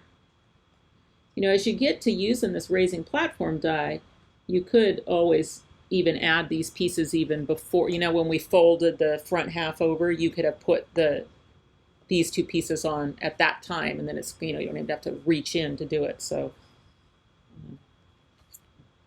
but it's not that hard to reach in afterwards. So sometimes I find, like with these cards, I kind of have to get the pop-up in there to figure out how I want to decorate it or what colors I want to use and things like that. So in this case, I did not decorate anything ahead of time. I just did it afterwards.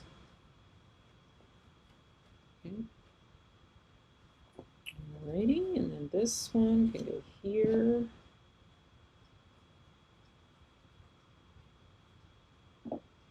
Now, if you like this technique of tripling it, I did a double.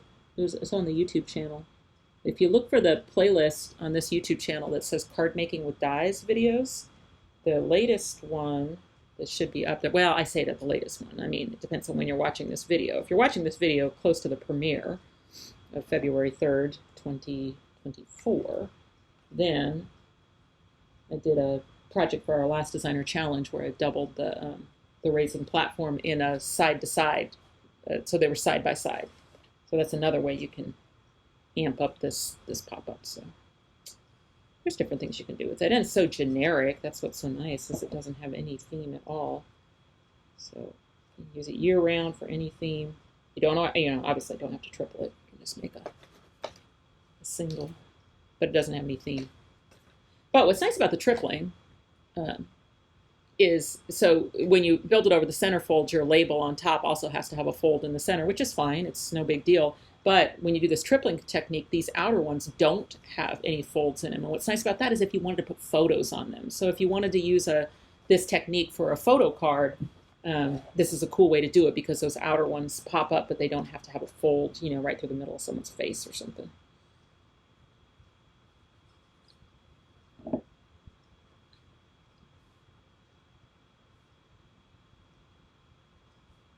I always thought, you know, if you're a person that makes holiday cards, what would be cool is if you're doing these classes every month or whatever, like say this is a birthday card, while it's fresh in your mind, make a holiday version, just like right after you do this birthday version. And then each month you're collecting like another 2, you know, you have 24 cards. If you do every month, you have 24 cards at the end of the year. Okay, so I've got all of my front ones on, 4 sets here, here, here, and here. And then the last set is going to go back here. Okay, so I'll just put that in that spider position.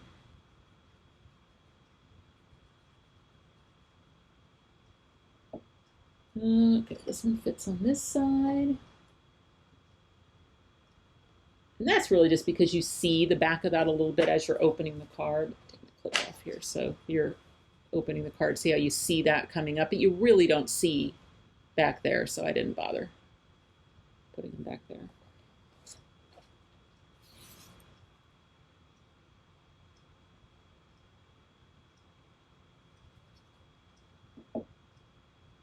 Okay, and then the last one goes back here.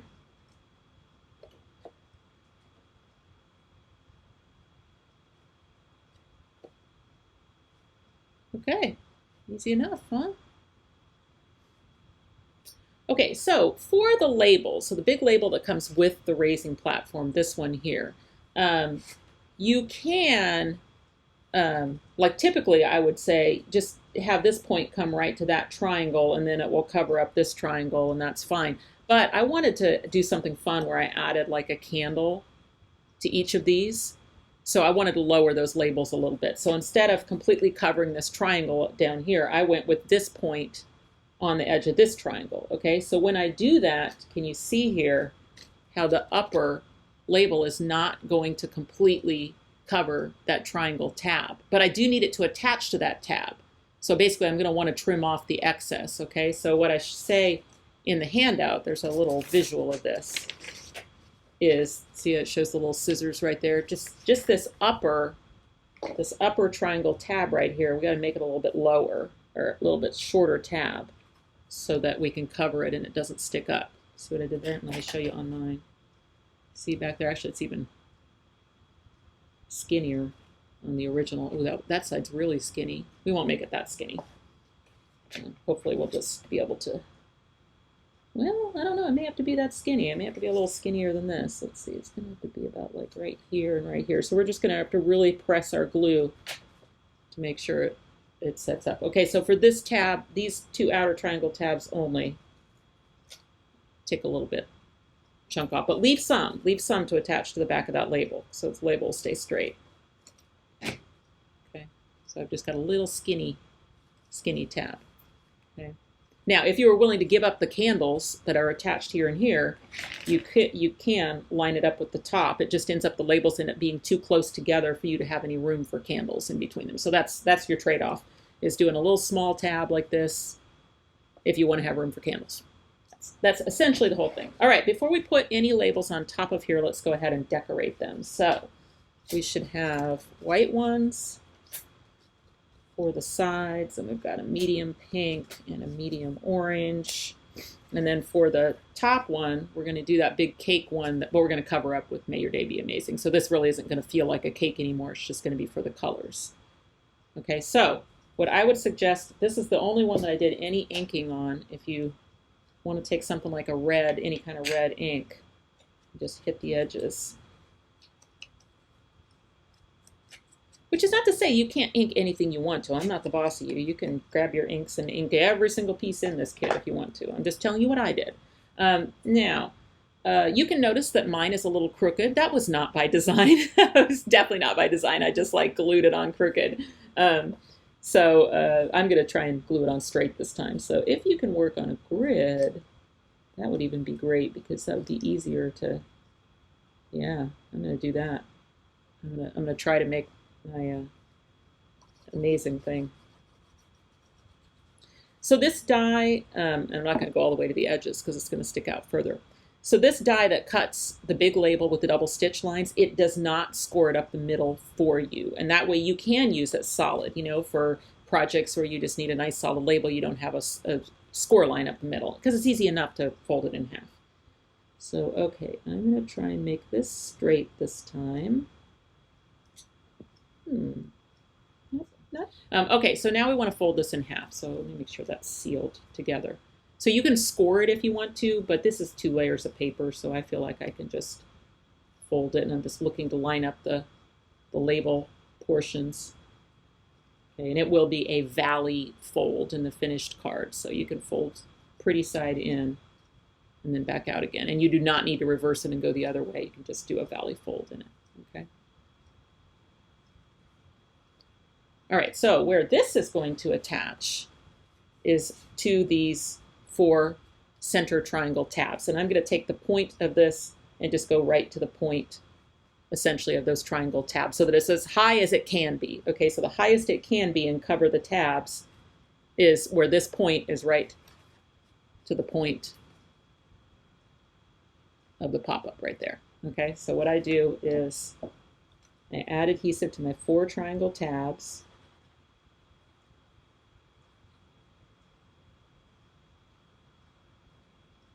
And you'll notice those triangle tabs, there's a cut between them. So they're going to span, each triangle tab is going to go across, you know, to each side of the fold. So you're going to have 4 triangle tabs. So the goal here is to get this straight so that the triangle tabs go right up, you know, the fold goes right up the middle between the triangle tabs. So what I do is I kind of press it on and then I just quickly flip it over because I can see on the back and see how straight I got. And actually, I didn't do too badly. So my fold is going right between my triangle tabs. And I have 4 of them. So those 2 are easy to pinch. These 2 in here, you may have to go in from the side to pinch them. Okay. So you've got 2 triangle tabs in there. Okay, and then as you close it, maybe help it a little bit, you know, that first time. Because those triangle tabs may try to pop off on you. Whatever. Okay, so we're going to keep going there. And there we go. We've got the middle one. Middle one's got its label on. And then, you know, like look and see if all 4 of your triangles are still attached. You know, maybe one is flown up and you can get in there with your needle glue, you know, and add some more glue. Or you could try glue dot or something like that. So as long as it's attached to the 4 triangle tabs and it's working, you know, I say that as long as it's attached. I mean, if it's attached to 3 of them, it's going to be working. You know what I mean? So I wouldn't fight it too much. If it's working really nicely, I would leave it alone. If it's working, but you look in the back and you're like, oh, I cannot keep that triangle tab attached or whatever, you know, throw a little glue dot in there or, you know, trim it off. Okay. Now let's do these side ones. So let's decorate these before we put them on the pop-up. So I'm going to set this guy aside and we're going to work on these. So if you want it to match mine, pink is on the right, yellow is on the left, and each one's going to get 4 candles. And you know how we do those candles because we just did a ton of them for the first card, which is we color the wicks black and then add the flames. So this time I had you cut the flames out of the glitter, the chunky glitter, okay, also with the double-sided adhesive on the back. So we didn't do any sponging or anything of the flames because it wouldn't show up on the glitter, and the glitter is plenty. So let me find all of my candles.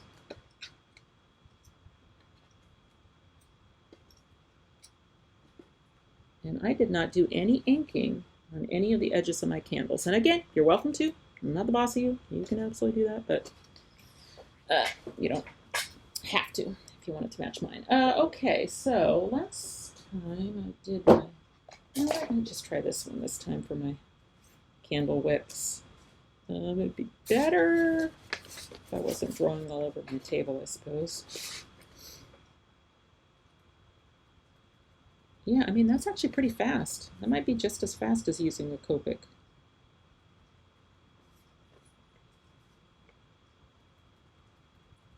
So that's just my Staedtler Triplus Fineliner, which is my favorite pen for stenciling dies. So when we do dies with stencils in them, like, the animals and their little eyeballs and stuff like that, I like those Staedtler pens a lot. And they come in a ton of colors. They're perfect for stenciling dies. And they don't roll off the table because they're like a triangle. I'm sure it was by design.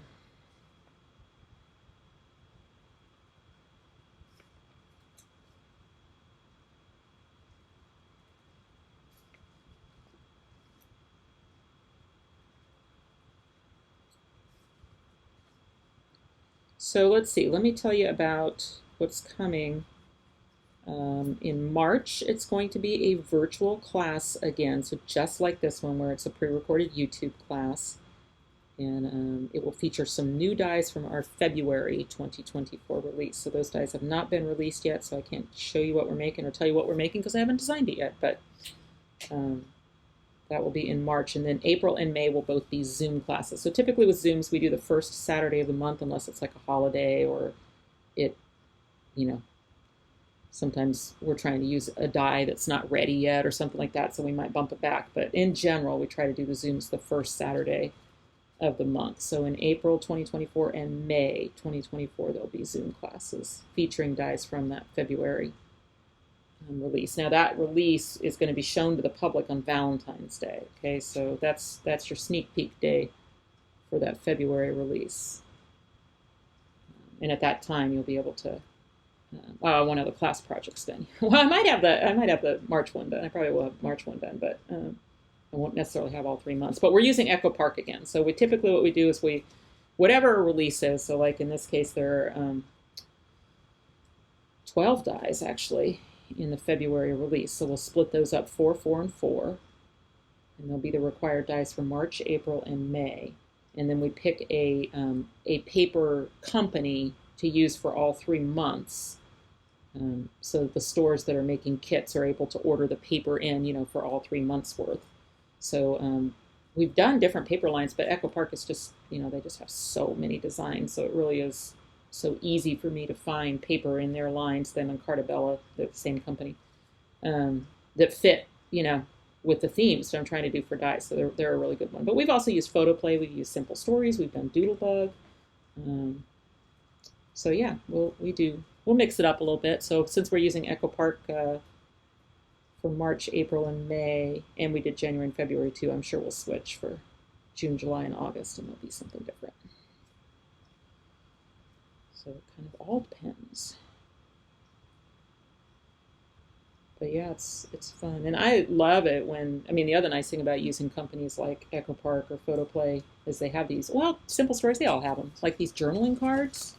Boy, I love it when you've got a paper that has a nice big journaling card on it that I can use for the sentiments for a card. And, it really reduces the amount of pre-cutting that the stores have to do, so I don't have to die cut a bunch of sentiments for you. And it's easy for you, to assemble them.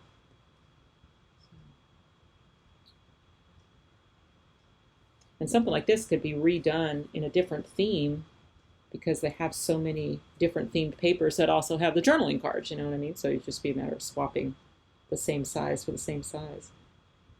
And you could make it again with other themes. Or you could stamp your greeting or use a die cut or whatever. So we don't do stamps. We're not a stamp company. We are a die company only. But our dies play really nicely with others. So all those great stamps that you have from other companies are they're gonna look lovely on this. Okay, it looks like I have 2 flames left over. Oh, nope, I see 2 more candles. Hang on. Just didn't get all my candles out.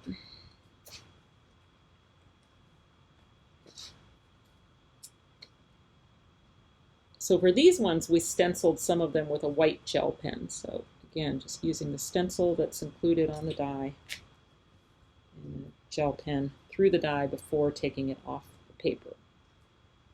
You can get that decoration. Okay, here we go. All of my candles. Those are stars. I need those. Those are done. Okay. All right, so let's see here. Looks like we put 4 on each, and then we've got some swirly-doos here. Pink swirly-doo and orange swirly-doo, except for we're probably going to add, no, those are towards, this one's towards the outside. So we've got to keep it in the card, so I'm trying to think. We might just add swirly-doos after. Okay, so set those swirly-doos aside. All right, so I remembered something. I think one of these is going to be extra, and I should have stolen the, let me see if I can line up all my things. All right, so we want a tall pink one here, short orange one here. So I'm going to set those aside, and then we've got tall, short, pattern, tall, stars, or confetti short. Okay, and then over here we've got tall, pattern, short green spots, tall, confetti pattern, short this pattern. Okay, and then on the front I used short this pattern. This for the front. This one's short, this one. Okay, so why do I have so many X? Oh, because I had to, probably because I had to cut doubles on those. Does this one go anywhere? No, we just end up with extra ones. Okay, the reason I said that is because I probably should have stolen the flame off of one of these extra ones. That's what I was trying to figure it out. Because I did, on the pink one, I did the back wick and the back flame, but only on this one because that's the way you open the card. So see how you see the back of it as it's coming up? You never see the back of this orange one, so I didn't do that for that one, but I did that for this one. So this is the one that I'm going to put on that side. So I'm going to flip that over, do the wick on the back, just that tall pink striped one, okay? And then, since these are extra candles anyway, I'm going to just steal one of the flames and put it on here instead. Or you could cut more, you know. But. All right, so just that one is double-sided on the wick and the flame. Okay, and then this is extra, and then these ones are extra. Right, okay. Let's put this thing together here. So we're going to do pink, medium label, and big white stitched label. Okay, let me get this out so you can see my inspiration piece here. All right, so this one's getting these 4 candles. So I did not use any kind of pop dots or anything like that under these candles because this is going to be plenty of bulk inside that card without adding any more. So it's up to you as to whether these candles are, you know, little jaunty angle or whether you want them straight or mostly straight. Up to you. 4 candles on each one. Now you could customize this depending on who the person is and maybe add more or fewer candles if it happens to be in the range of their age. You know, if you had a child or grandchild that was turning 8, 10, you know, whatever. Except we're using 4, 8, 12, like 14 candles.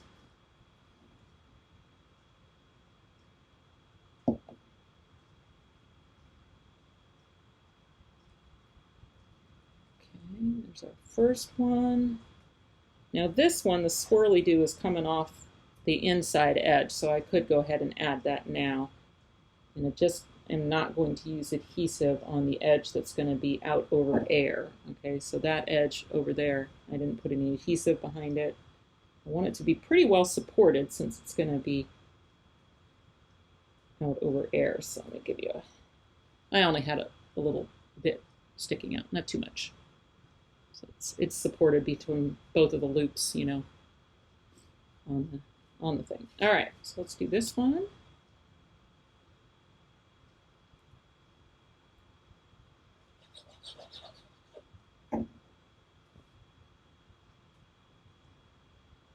So if you are new to our company, so I'm Karen Burniston, so I'm the one that designs the dies, and we're really just kind of a small, kind of boutique, you know, a specialty die company because we basically just do dies, and they are drawn by me, and our specialty is pop-ups, but we do all sorts of decorator dies that kind of go with them and everything.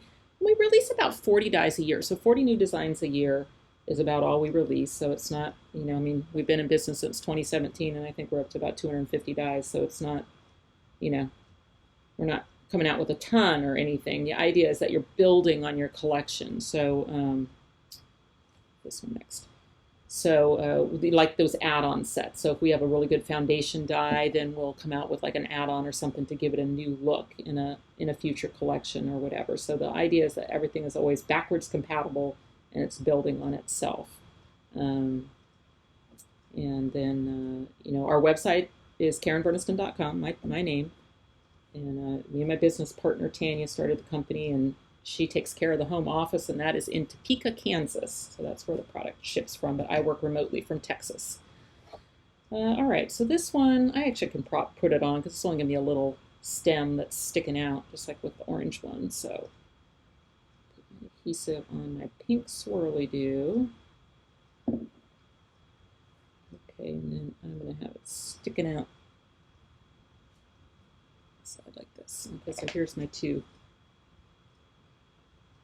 finished labels. All right, now where these are going to go is they're going to attach to these side mechanisms. So the adhesive's going to go in this triangle tab and then this little shorty tab where we trimmed it off a little bit. So shorty tab and this triangle tab is going to get the adhesive. And then we're going to use the point of the label just right on the edge of that thing, and then that should still cover that little short tab back there. Okay, so adhesive. Adhesive's going to go here, all over this triangle, and along that little shorty tab right there. Okay, and then this still flattens, so I can flatten it down. I can put the point here, make sure this looks straight-ish. Okay. And if I let it kind of pop up like that, then I can go behind there since that tab is so short back there. You know, I guess I could have left a little bit more on. I really made it short. Okay, make sure that that's attached. And then that one will come down like this. And pop kind of straight up. See how it just, oh, mine fell off. I did not wait long enough on my tab, sorry. Me and glue.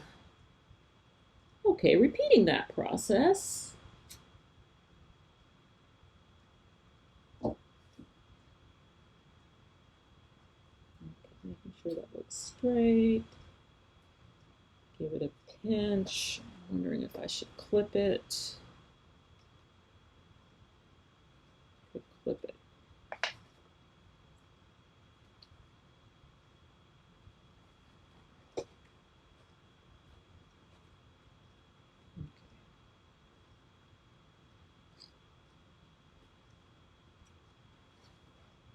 Maybe I'll just hold it. Stay on, stay on, stay on, stay on. Okay, there it is. Okay. So yeah, you may have to give it a little second. And I easily could have left a little bit more on, see? I was going off the original. Okay, so then now we got to do that again. That was a little stressful because it came off, so hoping this side goes better.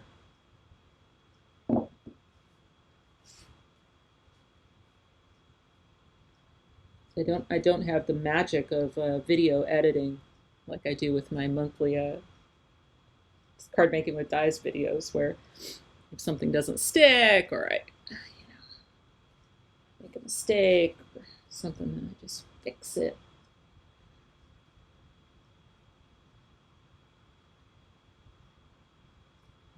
Okay. Deciding whether that's set up enough to, what if I just hold it? Okay, are you going to stay? Yeah, it's staying.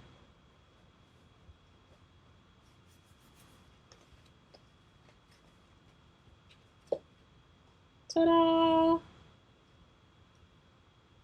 That's fun. I love that triple.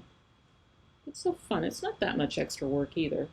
Do the extra ones on the sides.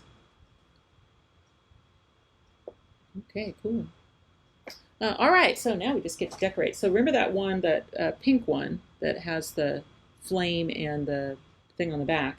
So I glued that to this little edge right here, and you got to kind of choose a location where it's not getting hung up on either of these two labels. That's why I said that's why we lowered these a little bit, where we had to trim that tab, because if they'd been up further, it would have worked, but it wouldn't have given us any extra room in there.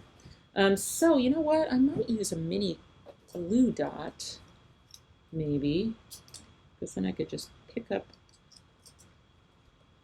the glue dot on the end of the thing, and then pick a spot where it's going to stick up but not get caught up on anything. Oh, that's perfect. So see, I just chose a spot, and it'll find the closed position. Awesome. And then I put this little guy over here. So again, I need glue dot. So just got to pick an angle and location where it's staying out of the two labels. Yep, that works fine. All right, and then let's talk about these swirly-doos. Okay, so these three swirly-doos that have stars on the end, there is quite a bit of them out over air. And what I did for these is, let's get them out here. We've got pink, pink, and green. Okay, and there's no right or wrong end to the swirly-doo, so that doesn't matter. All right, so what I had you do during prep work is I had you cut 3 stars, pink ones, that had double-sided adhesive on them. All right, and then I had you cut 3. Well, I think I had you cut 4, but you only need 3 right now, of the big glitter stars, and those are not adhesive. Okay, so here's what you do with the pink ones. With the pink ones, you peel up the liner, and you put an end of a swirly-doo into that adhesive, and then you put a glitter one over the top, and that way the stars are basically sandwiched around the end of the swirly-doo, so I'll make it just a little bit stronger, since otherwise the star is just attached to that little itty-bitty, thing. Okay. And then as far as location goes for these, oh my gosh, y'all. This is not, this is not my most stellar performance. I'm a little shook here. I just set my card down on my glue dots. Okay. All right, Karen, get it together. All right, so this one is gonna come off the top here. And you just gotta, you couldn't do it this way because it would stick out of the card when the card was closed. So, but this is gonna come down. So look at how far it comes down. It comes down quite a bit. So you can even go to like halfway to kind of give you an idea of how much space you have above, because that can make a difference in how you angle your swirly-doo. But you only want the adhesive on the bit that's gonna touch. Right? Okay, so this one is going to come off of the center fold, loopy, and then out over air, and then I make sure it stays in, which it does. It stays in just fine. So something like that. I could have even gone a little bit tilted up further. All right, next swirly-doo is green. Once again, I'm going to do a pink star, put the end of the swirly-doo in it, then put the glitter one over the top. Okay, and this one's going to attach to this side of Amazing, and it just comes, let's see. So it would have to, I don't think you could get it out of the card. Don't take it as a challenge, but if you put at least one loop on the Amazing journaling card, then it'll be fine. So let's do one loop in the tail with adhesive, and then we're going to stick it out over air on that side, and then just, oh, I came so close. I just told you, I was like, oh, I don't think you can get it out of the card. Again, not my finest performance this month. Goodness. I had my coffee today. All right, there it's staying in. Okay, well, I guess check the location of that one. All right, and then the last swirly-doo that's sticking up, once again, we're going to do the pink star is going to be on the back. Oops. Put the end of the swirly-doo in the pink star, and put the glitter star over the top. Okay, and then this one, I attached it to this little side of the pop-up right here. So it's sticking out like this. In whatever angle you want it to go. Okay, so one loop up the stalk a little bit and the tail. Okay, and then I'm going to put it right here. Okay. Whew. Alrighty, all the hard parts are done. All right, cool. Well, actually, now we get to get into our other it's not really a pop-up die, but it's our mini gift bag. So the mini gift bag, I had you cut both halves of it, so I probably should show you a gift bag. Okay, so let's talk about this little miniature gift bag. So it just makes the cutest little bag that actually has the folds in it where it can fold down, into a gift bag, but it is sized so it will fit a standard size gift card. So where's that gift card? See? So you can use this as its own cute little standalone die.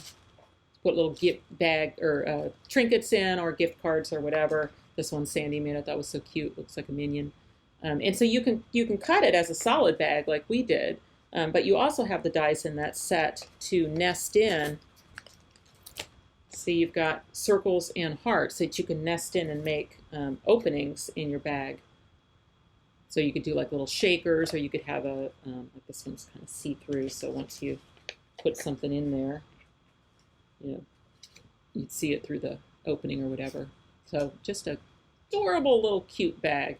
But you can also, because it does have that fold down thing, you can assemble that bag and then take your adhesive on that fold down part and glue it inside a card, and then it sort of like pops up a little bit, you know, like see how this one kind of pops up just a little bit in the card.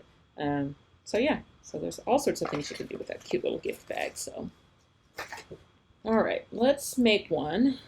Put that back there. All right, so it comes in two pieces like this. Well, the primary reason was because there may be some instances in which you just want the look of a gift bag, but not the bulk of a gift bag. And, you know, like if you were just doing a card and you wanted to, you know, put some ribbon through that and maybe some tissue paper in it or whatever and glue it to a card as a gift bag that's flat. You know, then you can use just the front portion. You don't have to have the entire gift bag. But then the other reason, which actually wasn't a reason I made it, but it's just like something that was pointed out to me by one of our design team members, is she says, I love that this is on a separate die because you can really center down and get whatever you want on the front of your gift bag right through, you know, that one die, where you don't have to plan your paper as much, you know, to where you'd have to have room. Like let's say you were looking at a piece of paper and you really wanted, you know, for whatever reason, that big B right in the middle of your gift bag, but this paper didn't travel on enough to do the whole thing. You don't have to worry about that because you know the front is on a separate piece. So that was kind of a nice bonus thing that actually really wasn't something that I planned for, but I like that happened, or that she loves that. Okay, so we've got fold lines in this piece, this big piece. So let's start first just with the ones that would make it into the gift bag shape. All right. So those all fold, everything's going to fold away from you. So see, here's the gift bag shape, and then this would go on like this, okay? But you have extra folds in this piece because for it to be able to fold down. So if you never plan to fold it down, you could just assemble it like this and you'd be done. But if you want to be able to fold it down like a grocery bag, then you've got an extra fold up the middle of this one, okay? And then you've got diagonal folds here, and then you've got a little horizontal fold across here. I think the easiest thing to do is to fold this one this way. Now, it doesn't technically go all the way through that tab, like it stops when it gets to here. So I don't pinch it on the tab, but I don't mind that the tab folds a little bit because it's going to get glued to the bottom of the bag anyway. Like it's eventually going to be glued like this. You know what I mean? So here's that fold. The fold actually technically stops right there and it doesn't travel through that thing, but it's easy enough to do this. And then you can get the diagonal fold through both layers. See, I can just push back and forth.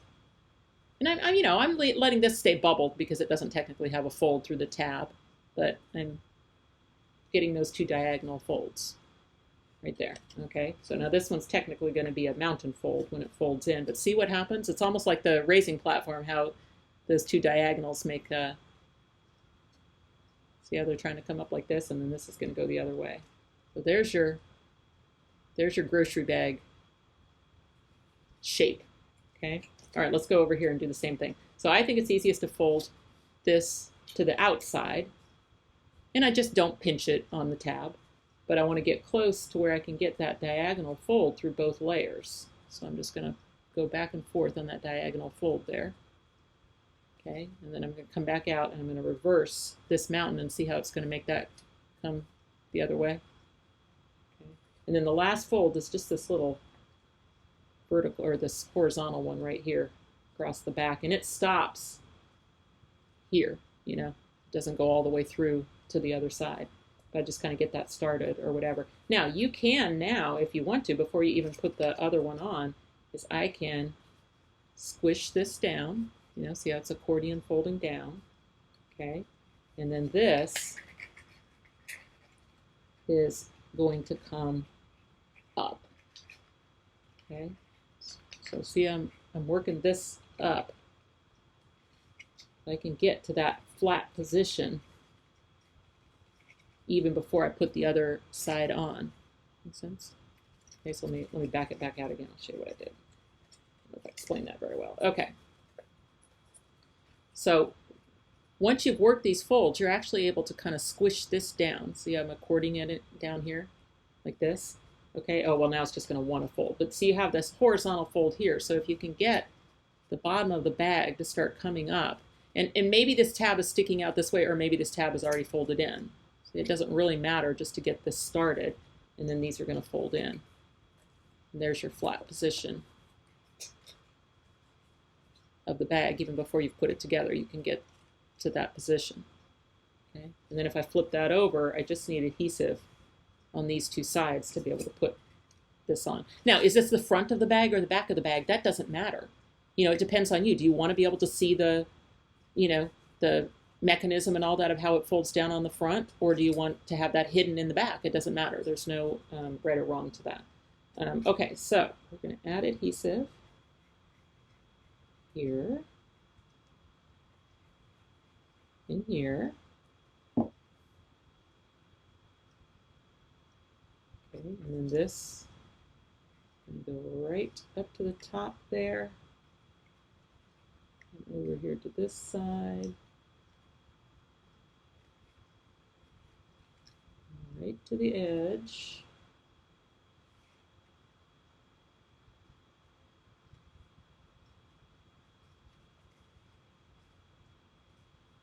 I like being able to pinch it, get that all set up.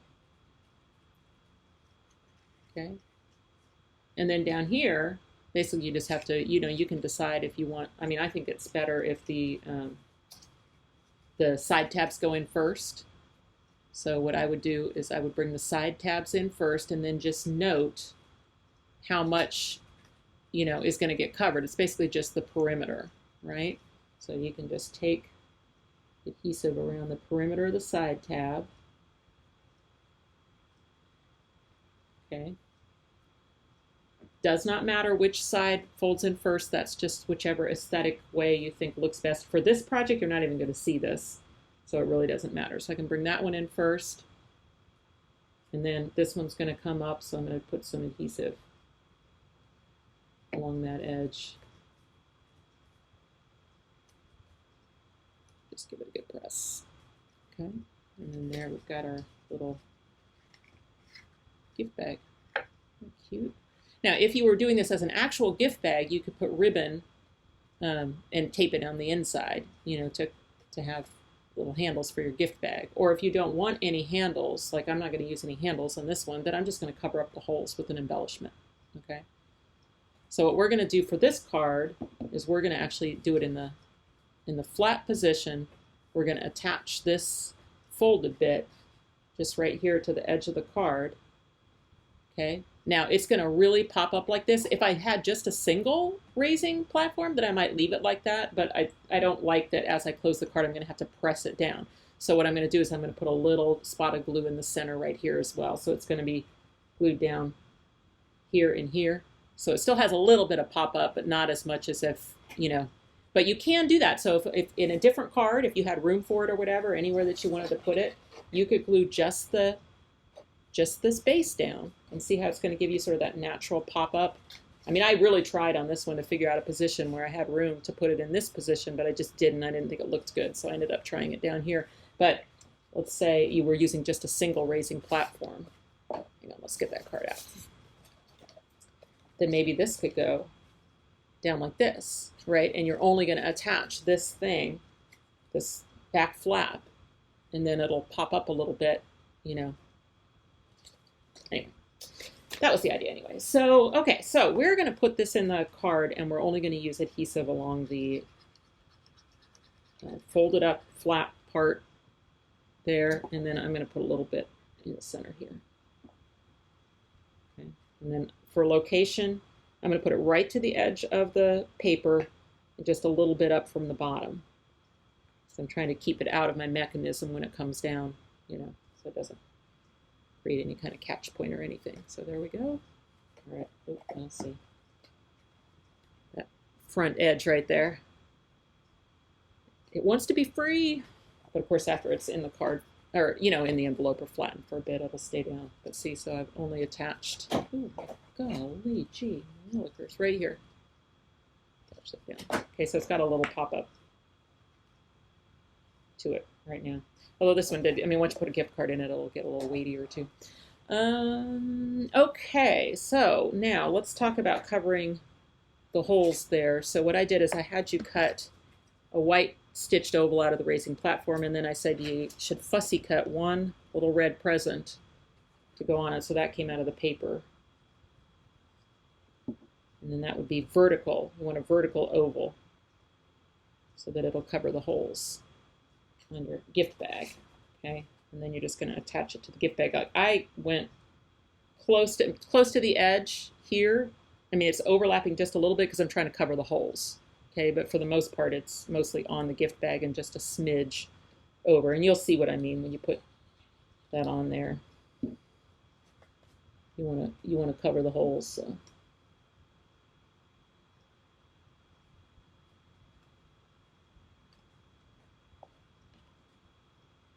Okay, there we go. There's our little gift card holder. Okay. All right, and then over here, as a place to sign the card, we're going to do a green label, a white oval, and then 2 of those little glitter stars. And then I think that's everything for the inside of the card, and then we just have to do the front and the back, and we're done. Okay, so here's our green one. Here's our oval. Stars were already out right here.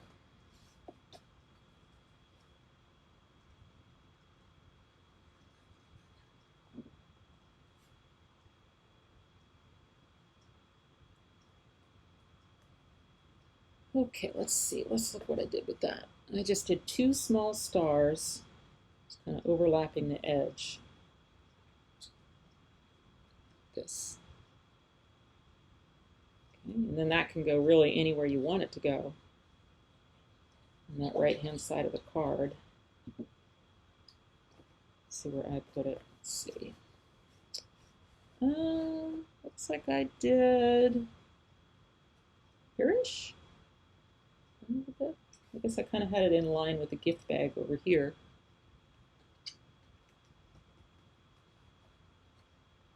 Okay. There's the inside of the card. Okay, so for the fronts of the card, so I always do the insides first. When I'm designing everything, I always do the insides first. And then I look to my leftover materials and figure out kind of a simple lead-in for the front of the card.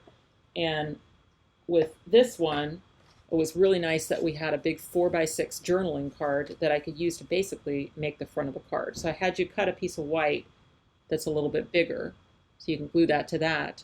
Now, could you gut this, you know, take your scissors and get yourself a nice big huge scrap of white to use for some other project? Absolutely, because you're only going to see this much of it, so up to you.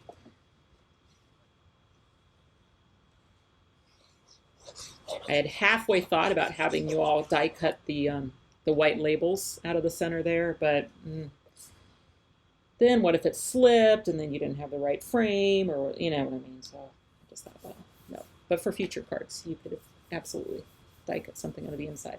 Okay, and then this is just going to go right onto the front of the card. Now this big orange one is for the back of the card. Only because, not because you need it, but just because it feels nice. Like, so once you have the front decorated, you're going to feel that the front is so much heavier, you know, with this and then this gift bag, and especially once you put a gift card in. And then you don't want this side to feel flimsy. So I just had you cut an orange piece for the back. And I usually cut them a little bit smaller than the back so you don't have to be so precise with it. So that's all that's for, is to balance the weight. It's not for anything else. So if you know, want to save it and not put it on the back, that's up to you.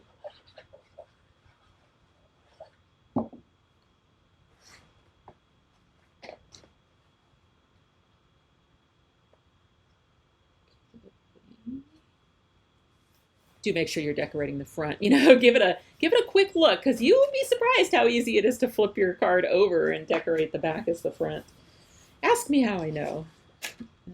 Okay. So this was doing most of the work, this great big happy birthday to you from me. So the only thing I added was a swirly do up here with a star. Okay. And then I've got 3 leftover candles that I put here, here, and one up a little bit so that I could then add these two circles over here. Okay, and that is it. Okay, can you move these things around? Sure, absolutely. Do as you please. Let's see.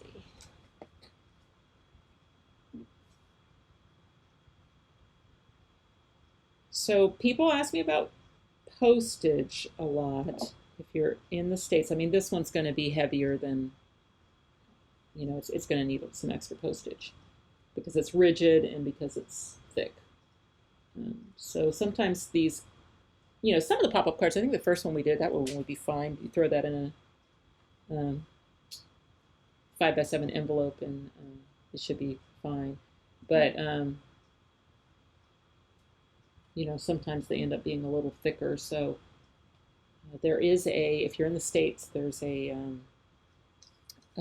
like a non-machinable stamp that you can get off of the USPS website. You can order stamps off their website, and there's like one that has a butterfly on it that's like the non-machinable one.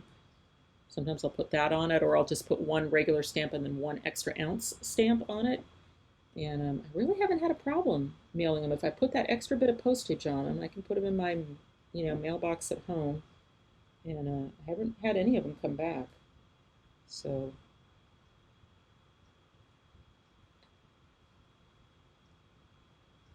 I mean, you should, I guess, weigh it and make sure it's within those limits. But generally for a card, you know, if you use the non-machinable or the extra ounce stamp, then you're putting the right postage on it.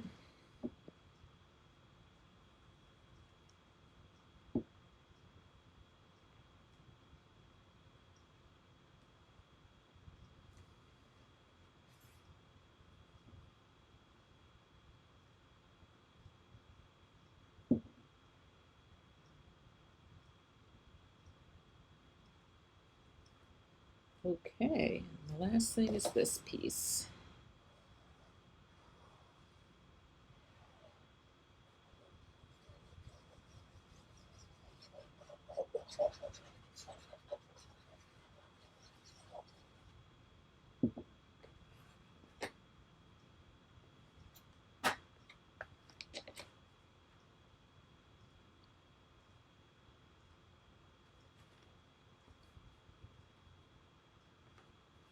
And sometimes with pieces like this, when I'm on the back, is rather than try and curl it over the pop-up, you know, to give it a good squish, I'll raise it up and press it on so that it's straight and flat.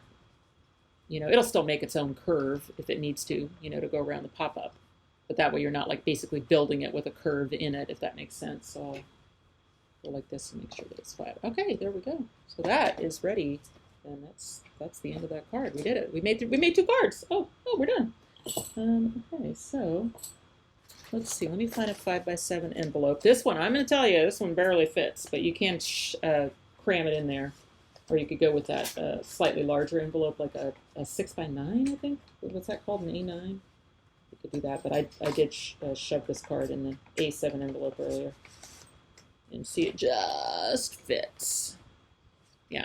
So with a little extra postage, and that would be the same size card or envelope that you would use for your accordion. So your accordion is 4 3/4 square. So you don't have to use a square envelope. You can use a rectangular envelope for it. So okay, we did it. We got through both of our cards. Thank you so much for sticking with me for all this time to make our 2 cards for our February virtual class. Now, our next class will be in March, and it will also be a virtual class. We will be using some new dies out of our February 2024 release. We're not going to show those dies until Valentine's Day, so you won't, you know, see any class projects and information and stuff until that time. But until then, y'all have a wonderful month, and I'll see you soon. Bye.